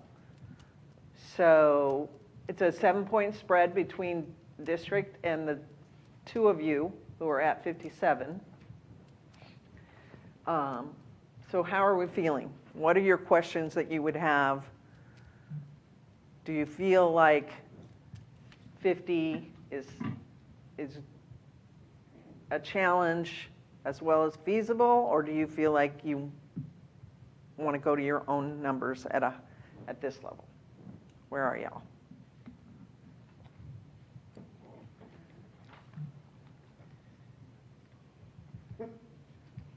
The thing I keep thinking about is this, that we don't know, as what was mentioned earlier. We don't know what Region 20's numbers are or what the state numbers will be. And we're going to set these targets, but if everyone in the state or in Region 20 is much higher, again, it's dangerous. We'll pick a number today, but we still have to be able to adjust as we go through things, just to ensure that we are competitive and that we're doing our job. Right. Well, when they blow it out of the water, we'll adjust again. Yeah, that's a critical point I was trying to make. We have to make the adjustment. Right. Yeah. Like we're doing right now. So, Could you live with a number at around 52, 53? My suggestion is 54. 54? We'll make it happen, Marco. I know you will. I mean, if that's okay with the board, that's. Yeah. I'm good. Well, and we're gonna see reports on this after, After the Right away. screener. DOY, after- MOY, Yeah, and then, yeah. so we kind of know where we're headed and. Well, and you can always And set the down. annual target lower for this year. This year. Yeah. And we'll work the strategy of what are resources that we need. Yep. We'll get those. And I think what is excellent about MAP versus other screeners is it does it against national norms. So you can see where kids are against national norms, not just state or local. And the other thing is it's an adaptive test. So the kids get questions. If they keep answering right, they get harder and harder questions. So it might say, oh, this child in 3rd grade can actually do 6th grade math. Yes. And so that also allows teachers not only to just like teach to the middle, but to teach children at their challenge level. So And you're working both ends rather than just. And when we present that data, now that you reminded me of this, we've got to make sure we include that how we compare national. Yeah, that's Because part of the we data won't- that we get. Right, we won't have it, just FYI, we won't have it to other Bexar County schools or anything like that. Well, that'll be the best comparison that we have. So how do you guys feel about 54? I'm good. Fine. Okay. I think you got a yes from everybody. Yeah. Everyone? Okay. All right, 7th grade math. So 7th grade math went up. I have my notes.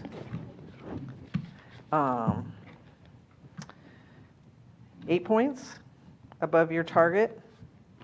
Is that right? So state's at quite a bit higher right now. This is 50 is approaches for the state? Yes. Okay, Hold on, I'll be able to find it, I guess. I wrote 59. 59? Okay. This is 7th grade was 7th grade math? approaches, not meets. Yeah. All right, so what is the board feeling about this number? This is the one that is a bigger challenge, right? They've already told you that. They're working on it, doing a lot of different things. What are your thoughts on this? We'll start in the middle. We'll start with you, Rafa. 63, and that's the same logic that I used in Okay. my other two. I had a question because I also didn't put a number here, I'm realizing, and I'll come back. But my question was, on this report, Mary, I noticed that on 8th grade, it says 8th grade and Algebra 1 EOC, and that was 60% approaches. But how much of that, from the kids who just took the 8th grade math test, do we have those numbers have to like get that for you. disaggregated? Okay, got it. We do have it disaggregated, I don't think it's in that particular report. Got it. Are there any kids that take both the 8th grade STAR and the EOC, or it's just either or, correct? Yes. Okay, I think my Because it's the kids question. that are doing Algebra 1 Right, or that's the what I advanced. thought. So I think the reason I was asking that question is because I'd like to know, like, if our approaches is 37 in 7th grade, what does that translate to in 8th grade? Because often there is an increase, but I don't think it's 60%. Or I don't think it's going from 37 who pass to then 60% who pass. Right. I think that's, a lot of that is inflated by the Algebra 1. Yeah. Just to fully understand, what did you just say? So this number Like- right, This Not number sure it right happens. here for approaches in 8th grade is including both students who took the 8th grade test and the Algebra 1 test. But the kids who took 7th grade math are the ones taking the 8th grade STAR. And when we put those two together, this is going to be artificially larger because most of the kids who take Algebra 1 in 8th grade generally tend to pass. They were put in that class because they're high on. achievers. And this would be like our STEM students, right? The ones that are- Tag. So I'm trying to see, Yeah. because 8th grade is a gatekeeper for passing to the next grade, they exempted it this year. But if you don't pass the 8th grade math test, Oh, they is got rid of it? that No longer, they got completely. rid of it. Okay, Oh, okay, good. that's good to know. But it's also like, But if you're not still. passing the 8th grade STAR and then you get to Algebra 1, how you know. yeah, Right. successful. Yeah. Okay, so, So I'll do some math, you can keep going. all right. And then. Trustee, Mine Never says heard, maybe you want to 63%. change it or no, not with that 63? information? 64. Okay. What, I'm sorry, what did you say, 64? Trustee, 63, I said 64. Okay. you have a number, Renee? Pardon me? Your number? Do you know what? I did not write a number, Okay. but, basing on the calculations that I did before,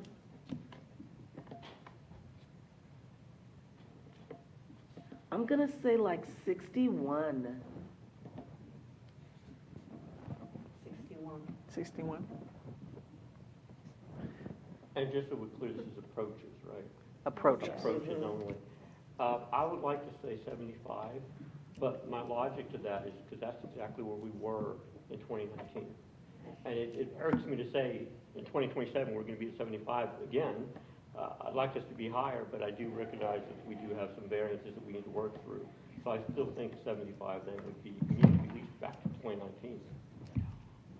So just for the full throat conversation, or actually, finish up and then I'll ask, sorry. Trustee Our Rodriguez? district approaches in 2019 was 68. The state average was 76. That's fine. The state, thank you for clarifying that. You're right. Do you 68. still want 75 or you want 68? I want to be aspirational. I'll leave it at 75. Okay. Approaches. Yeah, 52 for 2019? I think she's looking at the state though, right? I'm looking at grade the math. taper report from 2018 Yeah, Oh, I'm or looking at this- 2019, I'm Yeah, looking at this the chart. taper and it report. So says that may have been- 68% Okay. for the district. But Okay. that would have been the year before, right? Because taper's a year Yeah, late. the year. No, it says the outcomes in 2019 were 68%. You haven't, And- But it's 52 on this. I don't understand why it's such a When we're discrepancy. pulling data, like, oh, that's why I keep telling Ms. Patricia that it's preliminary data. So when Right. we first pull data, we're looking at all students. And then And then we we pull, take then out we the, take out the kids that are in our October Right. snapshot, Okay, kiddos, but I will check that, okay. Because this says the 52. 3-year. Yeah.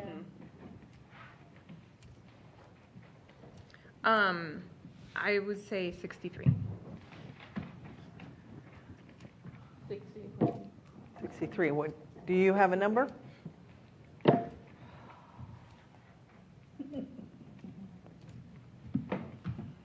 We were sticking with the 55.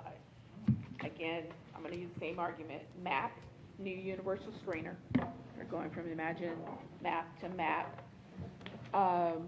We are looking at the trend coming in from 6th grade, from 5th grade to 6th grade, because I really strongly feel that what we're seeing in 7th grade is starting in 5th. Because there's a big difference between the teaks between 5th and 6th.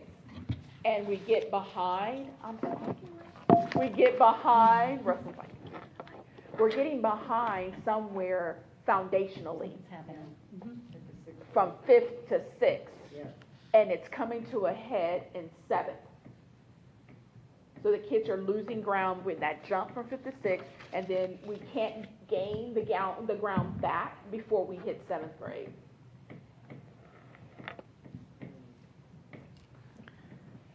But I'm open. I agree with Mary on this one. 55? I've said this before, Dr. Toppin and Dr. Ball, that middle school is where we have the largest concern. And as a result, the emphasis on tutoring, the emphasis on more support academically, our investments.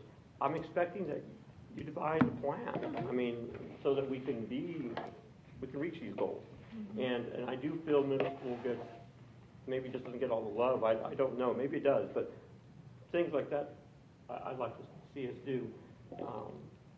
Anyway, the 75% is aspirational, I know, but if we were at 68 percentile in 2019, I don't know why we shouldn't start there. It's just, it's just logic. And it's approaches, not even grade level. I'm hopeful that we have more at grade levels too, but that's just my rationale. Okay, so we're looking at a range now from 75 dropping to 55, with the district at 6 points below the lowest board number. So this is where, you have to decide. You've heard from your district leaders. So do you push them on this one? I hear a little bit over here that Trustee Macias wants to push on middle school math challenge. Or how do you want to do it? This is where you got to come in and think about it.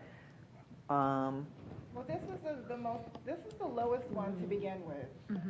Right, and it's at approaches and not meets. We're 22 points currently below the state, right? On meets, right? On meets or on approaches? Approaches. Pre-pandemic, we were at 62% on approaches for 7th grade math.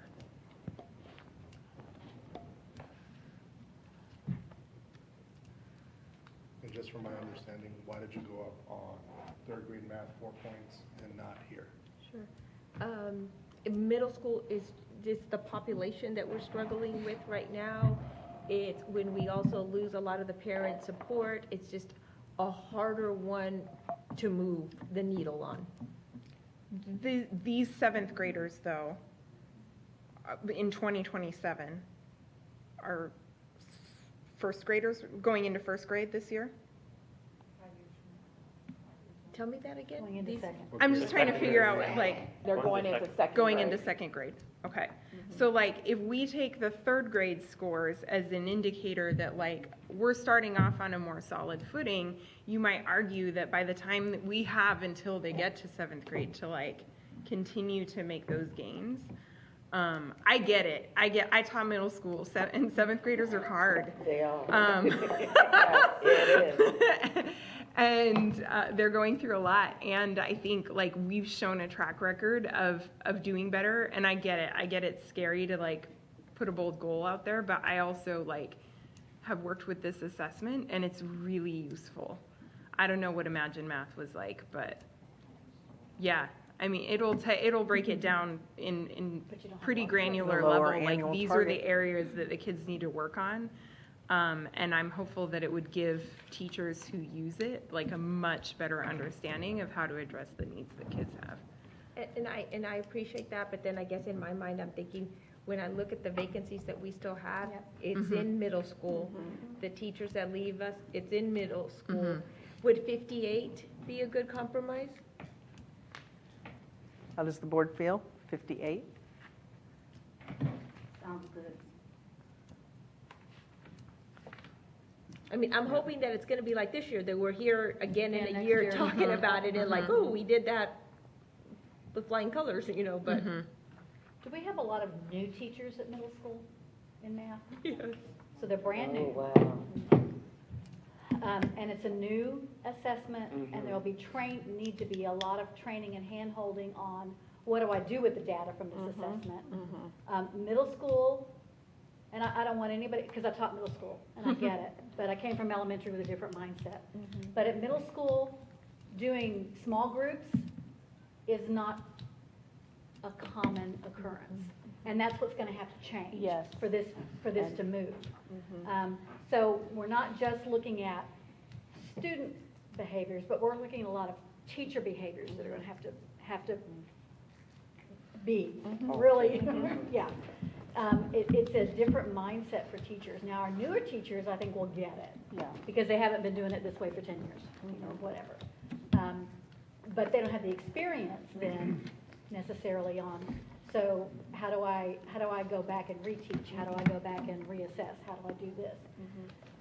So in addition to that, is also going to have to The test. address the vertical alignment from 5th to 6th. That was what I was going to say, is getting those 5th and 6th grade teachers together talking. Yes. And we got a plan for that too, because we realize that that's where it's happening at, is that gap, that Well, and jump. part of it is, how many tries do they get on the test in 5th grade? 3 tries, right? Or no, or they just take it once now? They take it once. It's one time. Because there's no SSI anymore. Okay. So 58 is what Dr. Ball is recommending, reluctantly. How does the board, so I'm seeing some nods over I here. value their opinions. I do all. 58, you're okay? Now, what about, okay, so how are you feeling? How are you three feeling? I've got nods over there. So I'll go down to 60, just to keep in line with the concession spread that I did earlier. And look, I feel like I hear the challenges, and it's great that we identify those challenges. You got 5 years to figure that one out. So I'll go to 60. I was in the same boat of like 60 still feels feasible because we've done it before and we've exceeded that before, but yeah.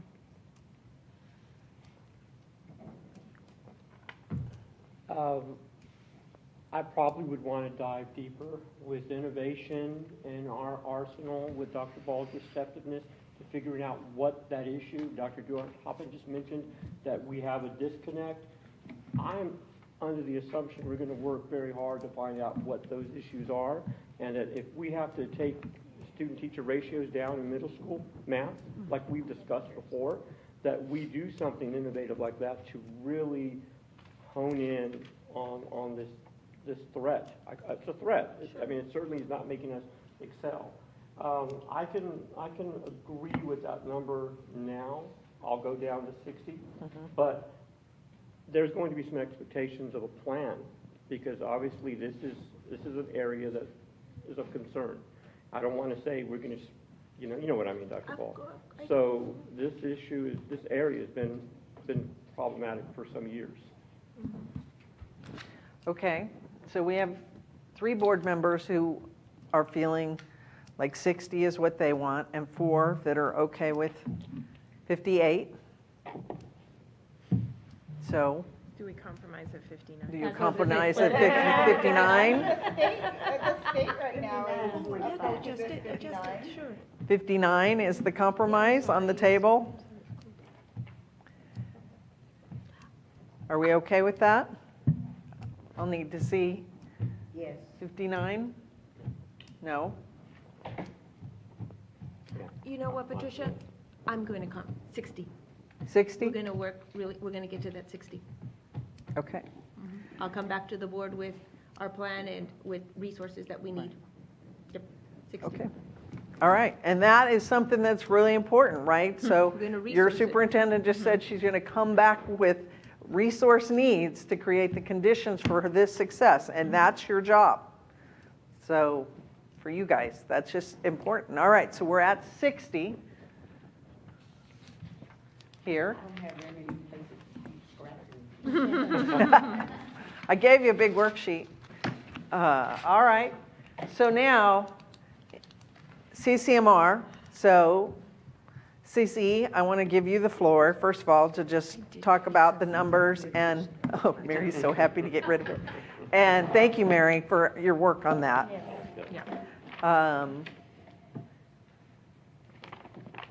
So if you want to go ahead and give just talk about your strategies and things that you're doing, and then the board can come up with their numbers, and then we'll get your recommendations, just like we did with Okay, Mary. well, just very briefly, for CCMR, as you know, there's several buckets that students can fulfill their CCMR accountability section. When we're looking at CCMR, it's always a little bit difficult because we're actually, when the state releases the accountability, we are looking at not the current year seniors that we were working with and trying to adjust what the old data says. So, but then any adjustments that we made, we won't actually see it until the accountability year afterwards. So it's kind of hard because we're going back a year and trying to move forward a year, and we're always a little bit behind on that data. So similarly, when some of the data was shared with you during the last board meeting, the state had not released the CCMR verifier list of those students that actually were there. So we shifted that goal a little bit because we received that data just recently. So from our preliminary data that we have calculated a 53%.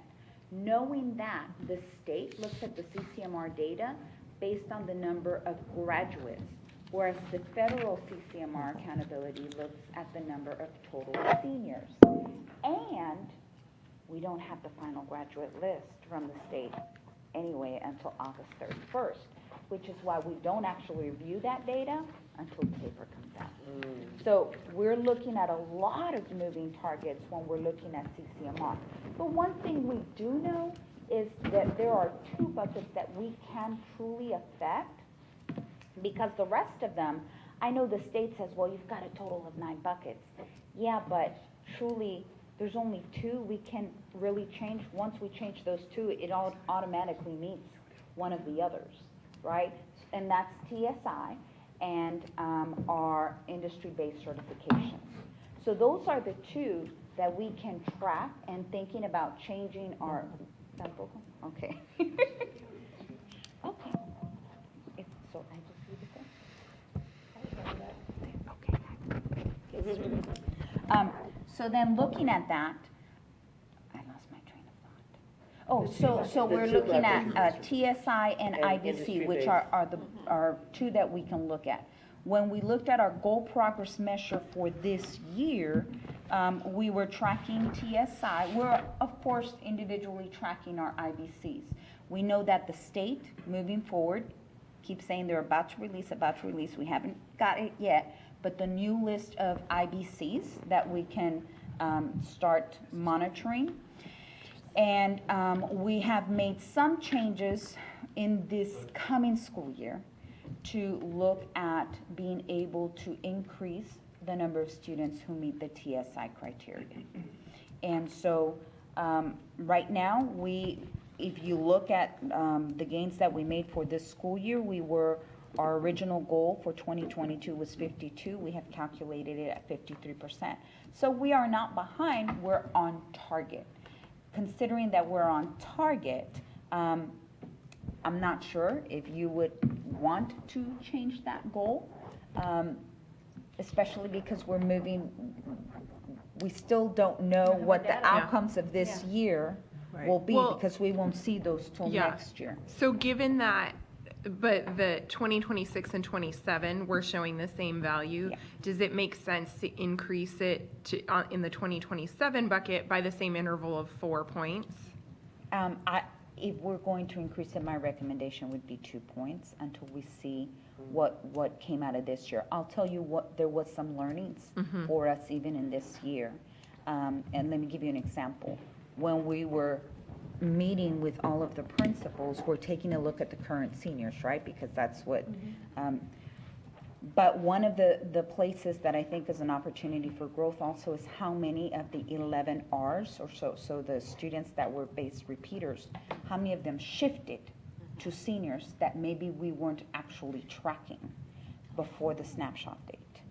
So that was an area of growth that we saw, okay, hold on here. How many of them shifted and perhaps we weren't looking at them to monitor? So that, once we get the true data and the accountability, we'll be able to see where they fell. But certainly, now that's something that we're going to be taking a close look at for this coming year.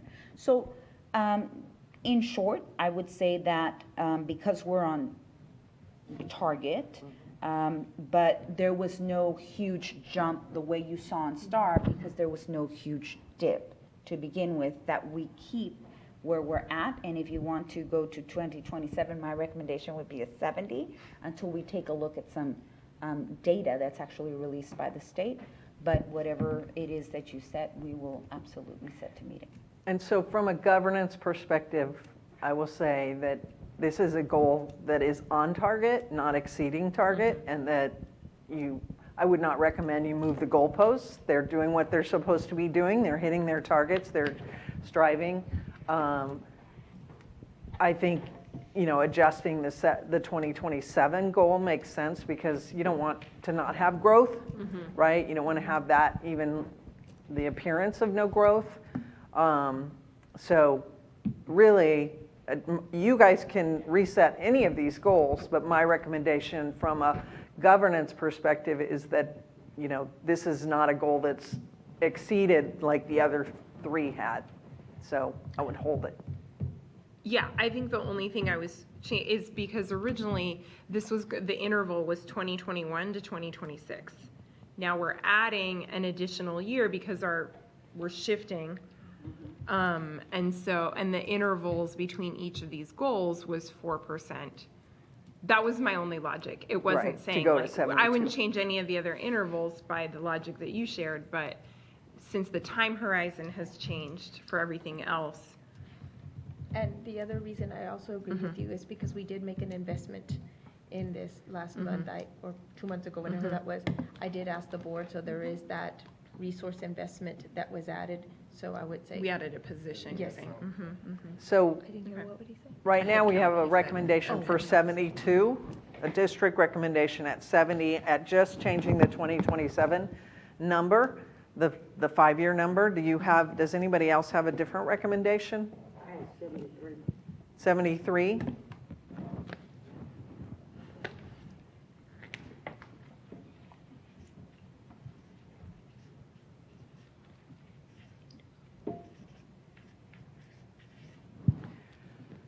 Is the district, sorry. I shouldn't have circled that yet. Anybody else have a different recommendation? How are you feeling? What do you have? Well, you know what? Because we were on target, I did not do any, I didn't Okay. change. So would I you- would definitely support, what the district says that they feel that. So you would support changing to 70 as the 5-year goal? And you would as well? And you would? You I said said 72? 72 to keep the consistency of how I do this. You said 72? I'm fine with 70. 70 you're okay with? Okay, so we had 1, 2, 3.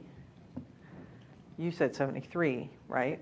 So we had 3 and 4 that are up in the 72, 73 range. I'll go with 70. You'll go with 70? Is that all right with you 3 board members? Well, 2 of you. I guess it's now just 2 of you. No, I guess that's fine if that is the will of the rest of the board. 71. 71. Do we hear 71? I feel like you're an auctioneer. I know. We should have paddles too. Does anybody want to, how do you feel about 71, Dr. Ball? Yes, I'm fine with Dr. Ball 71. said 72. Oh, Dr. Ball said 72. I didn't hear that. I only heard, all right. So Dr. Ball says 72. Are you guys wanting to change your assessment? I'm fine with 72. I mean, She's the one on the hook, so. I would say, yeah. Okay, 72. That works for everyone? 72 it is. Only the final number changes, the 5-year number. Right, right. Yeah. So no other number Right, changes on everything else this. So you don't make your adjustments. On these now, Dr. Ball and your team, you can look at these, Yeah. and some of the things that you said might be challenges, filter those in on your annual targets. So it is acceptable for us to go backward and change the annual, is that what I'm hearing? Only on the first 3 goals, not on the CCMR goal. The CCMR is on track, so we're leaving it. We only upped the 5-year because we didn't have a growth number. Does that make sense? Just for our clarity, if in year 2 or 3, one of the goals is like way beyond the target, would that trigger another recalibration? Yes. Okay. I mean, really. Like if at some point we are at 72, you're saying, And like before that, 72 then in we year would 3. readjust, yeah. Then we're gonna come back, yeah, because we always want a goal, right? We always want there to be a goal in front of the district. Well, hopefully we're doing this yearly because we're Yes, maybe we over. should be evaluating. and looking at- Surpassing our goals. Right. So hopefully we're gonna be doing this. Well, then they're all gonna put just 100% down because they're, Let's not give anybody any ideas. we're gonna get to trustee Macias's wish. After number 1, it has to be 100, as long as we're number 1. Okay, so that, any questions? Any final? Everybody okay with it? Feels good? So I'm going to, so I have a couple of things that I want to finish up with you, and I'll do it really fast because I know you're tired and I've been here. Oh, and I'm choking myself. Well, I don't know how to get out. Okay. But what I'm going to do is build out a document, which we've already started with the district as well, for the board that's going to have all of these things and these numbers in one place for you. It'll have the goals, the annual targets broken out by student population. It'll have the progress measures, and as you get reports on the progress measures, we'll create changes for that document. It'll have the superintendent constraints, and as you get reports on that, we'll adjust that document. It'll have the board self-constraints. It'll have the monitoring calendar. It'll have time trackers. It'll have board self-evaluations in it. And it will have, eventually, the superintendent evaluation tool in there.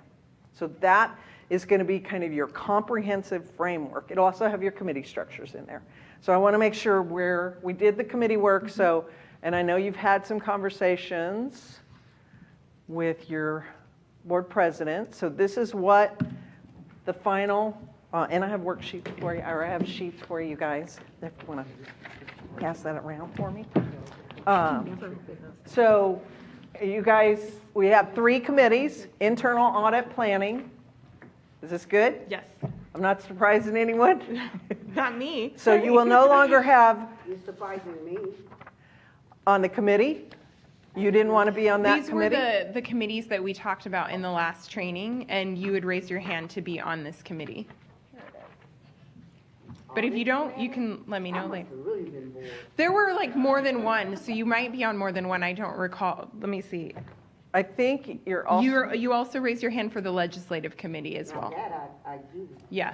Okay, well, if What am I doing? you don't want to be on the audit, pre-audit committee? Oh, yeah, I don't know. Okay. So, co-chairs, trustee Macias and Diaz, our gentlemen. Now, do we have a quorum issue with that? With 4 Well, members? these need to be posted and open anyway.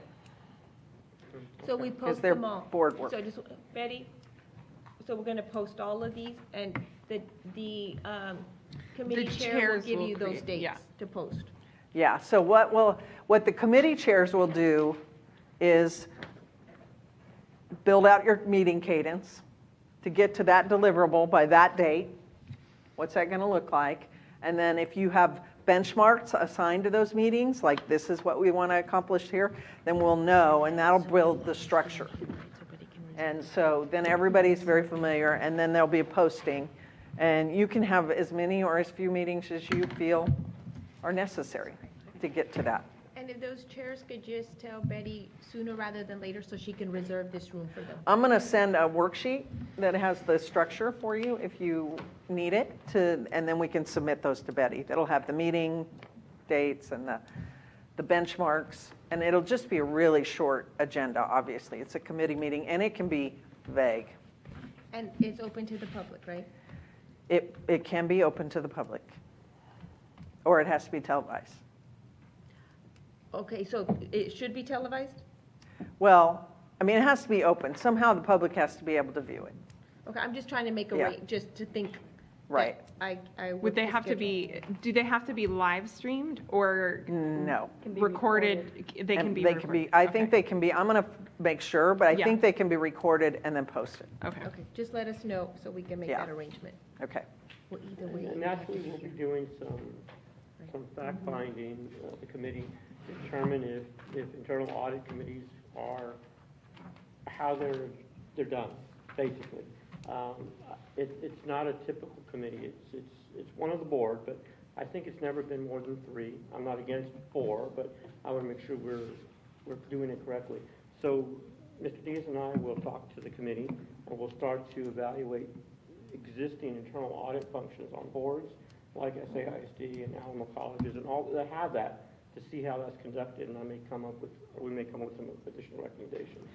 So this is the scope of deliverables. this committee right now this is not a standing committee yet. This is, has a finite timeline of creating a job description for the department lead, goals for the department lead, and a reporting process. You can do the research. So that makes better sense. Right. Right. Yes. And then you can then- turn it into a standing committee if you Once the choose. department is established, Right. it can be a standing committee. Very good, thank Yeah. you.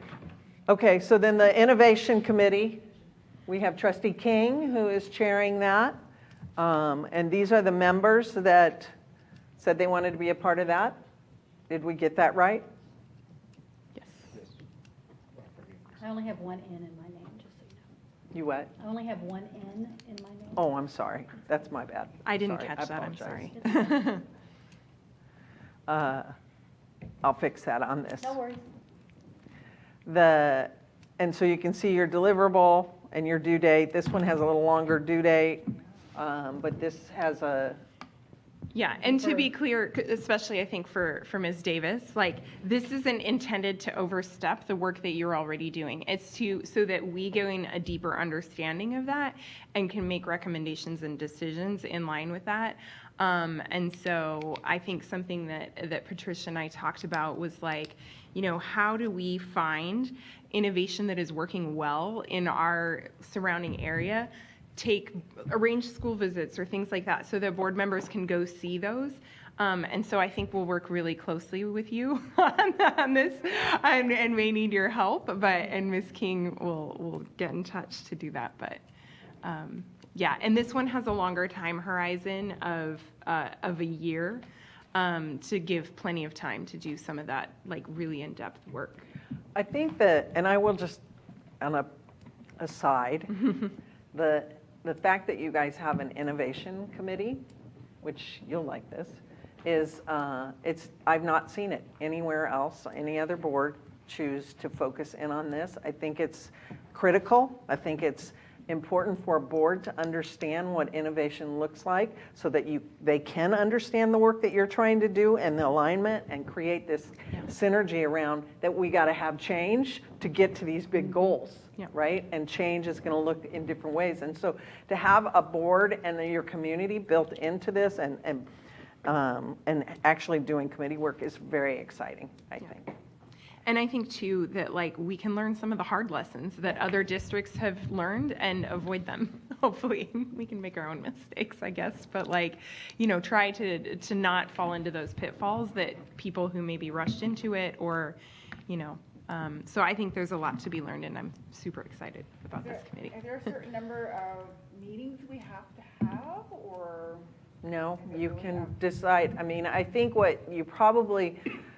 what I would recommend is you think about those deliverables and maybe what you would need for a benchmark to get to those deliverables, and then plan your meetings around that, because you'll also you might need to invite, district staff in, and you need to give them the kind of, but you also might want to invite special guests in that can talk. So just thinking through it.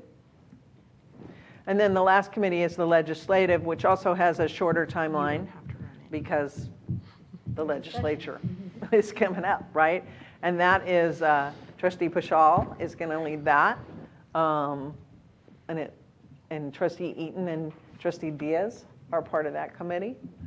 And that one is the deliverable that Trustee Rodriguez set up here is an advocacy agenda, and a process to advocate for that. It doesn't have to be unique to Judson. It could be in partnership with other districts in this area. It could be in partnership with, other interested parties.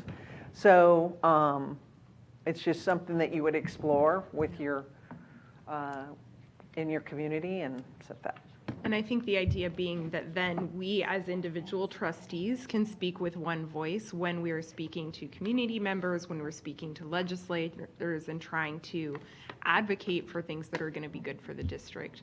And so creating that advocacy agenda would be the outcome. And I would urge you to talk to your community around this and also to align with your long-term goals and student outcomes that you're trying to reach, and make sure that your legislature is also creating the conditions for success. And on this one, there are some outside resources if they ever wanted to. Julia Grissard, I always say it wrong, but it's Grissard or pretty close to it. I'm thinking of Sophie Torres. Sophie Torres is another one, yep. Yeah. So all of those, would be happy to help too if they're interested. Right. In And Bear County Coalition. Bear County Yes, Coalition. that's true. Bobby Blunt too. Maybe something that they want to work. Okay, so those are your committees, and they'll go into, we'll codify those as ad hoc committees. I think we've already. Yeah, and I think when these come to their expiration dates, then we would reassess what our needs are as a board for which committees we want to form, or if we need more time to get those things done. Right. I think I think the audit committee and the legislative committee are the shortest time because, we want to act with urgency on those things, or, we're on somebody else's timeline. But I'm really excited for this work, and yeah. Good. So the only other thing I wanted to let you guys know is just this is some follow-up work that we'll be doing, and I'm going to try and do it. So the self-evaluation, which is in August on the monitoring calendar, is the same one that you've done before. It's the LSG tool that we did before. I'm going to send it out as a worksheet to you on email, and I will send it out tomorrow. I'd love to be able to get it back from each of you on August 15th, and then we'll share the results with all of you. And I'll also be doing an evaluation based on the same tool so that we can kind of talk about the numbers, if there's any big variance or if we're all on the same page, great. And then you'll have a tracker report that'll be your first one and this one, and then it will just continue to grow on that. So the numbers shall be going up. That's your own continuous improvement. The new agenda review process that we kind of talked about in the last meeting that we haven't really done, and I've mentioned it a few times. I did send you some notes on that on the last worksheet that I gave you. I think it bears a look and maybe a stronger process, both for the superintendent and her team, as well as making sure you guys have ample time to look at reports. And so I think there's some timelines we could do. Right now you have it in, I don't think it's being really followed as well. I think what we talked about today was right now our agenda request form is aligned to the strategic plan of the district. Creating one that is more tightly aligned, or is directly aligned to our board goals and the superintendent constraints. And something Patricia shared with me that I didn't know was in my power to do as president is to reject agenda items that don't have a strong correlation to one of those constraints or goals. I'm not saying that I'm going to flex that all the time, but if I can't see a direct connection, then we want to keep our board meetings to the board work that we've agreed. So that's something that might be coming as we adjust. I've never heard a board president reject anything, so that would be very unique, and I'm talking from 13 years of experience. I understand, So and I understand that would be a just huge know culture that shift. Absolutely, there would be some chaos that would follow that. So, hopefully that's, again. Yeah, just, you know, and hopefully, every like, agenda item- Have a Right, strong yeah, like- rationale for What the was that? agenda item. Make sure your agenda item aligns to one of our goals. Yeah, like if you can No draw a problem. connection to one of the Yeah. board goals or the superintendent constraints, then like. Or it's legal, A- if as it's a an legal elected issue. Right, a legal official, issue. I'm allowed to put anything on the agenda. I'm not gonna put anything crazy, and yes, if I do, you would say, Mr. Macias, this is a little off, and we'd have that conversation. But to downright say I could reject is, I just agree with that. And that's I don't see something you we doing can- that without a conversation. Right, Yeah. yeah, I mean, I I hope you just- know me better it than just- yeah, that, and, yeah. The gavel is always the last resort. Okay, and then I already talked to you guys about the digital and hard copy. I see some of you bring your blue books, and I will continue to give you hard copies of information, but the other thing will also be like board training materials. I'll add in a digital folder, so you guys just have it if you need it to Yeah. refer back to it. Also want to put all your progress reports that come in through this meeting, so they're the public reports, but I'm going to put them in a folder so that you can refer back to them easily. Sometimes it's just hard to go back to board book and look at all those things, but you can do whatever you want, but I'm just going to try and make them very easy. And that's it. Okay. So, oh, yes, ma'am. Should we set another meeting though with you? A lot of it, yeah, we can set another meeting, but a lot of this I think we can do, let's do a little work offline first, and then can I set one up? I think the work that I would certainly want to do, and maybe you and I work on it and then you share it with the board president and so forth, is really what will my evaluation look like, the Yeah. forms. I understand what the measures measures are, but I'm very unsure as to what the forms would look like. So Right. I don't know if that's something you and the president work on and then you share it with me or vice versa, but I would definitely like to see that. Yeah, And and I actually had that too late in the board monitoring calendar, so I talked to Jenny and I said, you know, we need to move that up, so the tool is there. So we were going to work on that a little bit and then come to the board, get feedback on it, and then give it to you to get your feedback, and yes, get it in your hands. Probably, I would like to see it by no later than the end of this month. Okay. So that it's in your hands. Yeah. And then the other thing that I would like for us to put on there is if there's any changes that the board would like for me to do before we go into a new budget cycle. I know that it sounds Yeah. very early, but still. Oh, changes to the budget process, you mean? And there is a good budget process that can go with this framework. Okay. Linking it. So that would, we can certainly start talking about that as early as September. I mean, even if you don't open your budget conversations up to January, February. The board has shared with me that they think that that's too late, so that's why I would like to, just the sooner the better on that part. And then my last thing is, I know that you and I have had conversations that maybe I should stop doing the Friday notes. So again, I'll continue until I get more guidance from you or the board in regards to what they would like on that. So I'm hoping that they're kind of useful, and until I hear from you. Yeah. Maybe you could just talk with each individual board members and give me some feedback as to what they would like or not like from it. So I think we can, and I will be reaching out to each of you individually anyway to talk about the evaluation. So I'll bring that up on there. I think my only recommendation on that is if the board finds it useful, then that's great, but it is a lot of work for the superintendent. So if you don't find it useful, and I don't recommend putting board work that should be done in this room during board meeting so no progress reports, it really needs to be higher level or different level, because board work needs to be done in this forum together. And so those notes go out, but if everybody doesn't read them, then 3 of the board members have access to that information and the other 4 don't because they didn't read it. So I think we just need to be careful with that as a tool for imparting information to the board.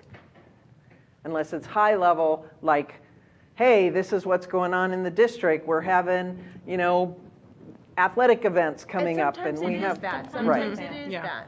And that's Sometimes it's a follow-up to a question that somebody had, or sometimes it's you know. Yeah, it varies from month to month. I mean, From the week week to to week week. It varies. So So it's maybe really, that's it's up something to you the can board. ask individual board members, maybe as you have those conversations, to be like, what are you using and what is not Right. as useful? Or how would you like it changed? To help streamline it for Sure. you, yeah.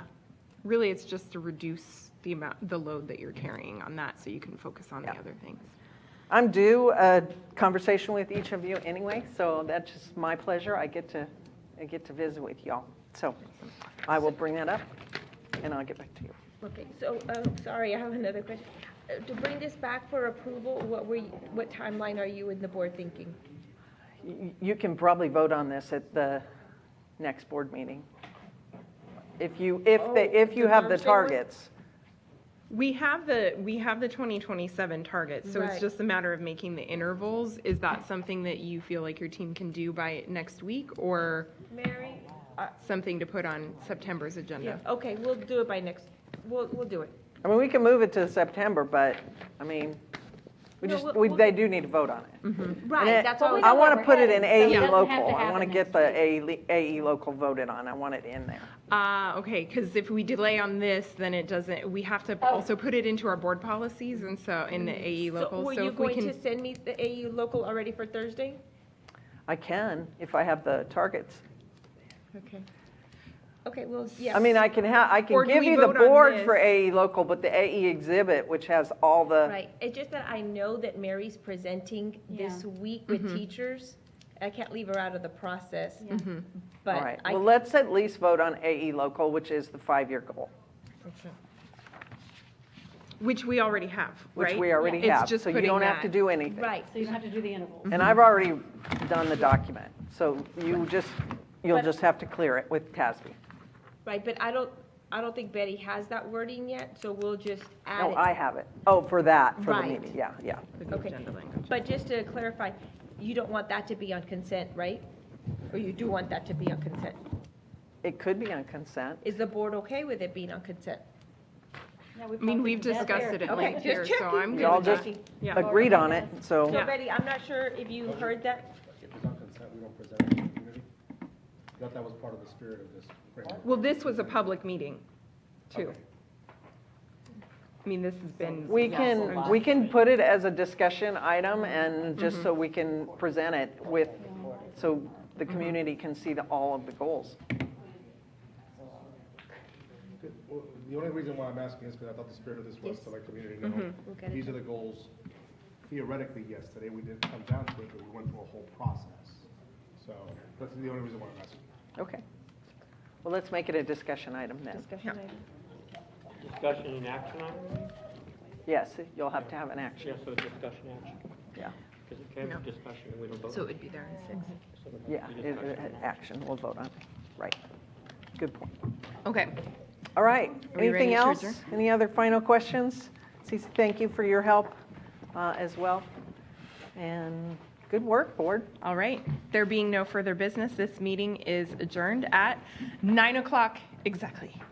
Is it really? It is.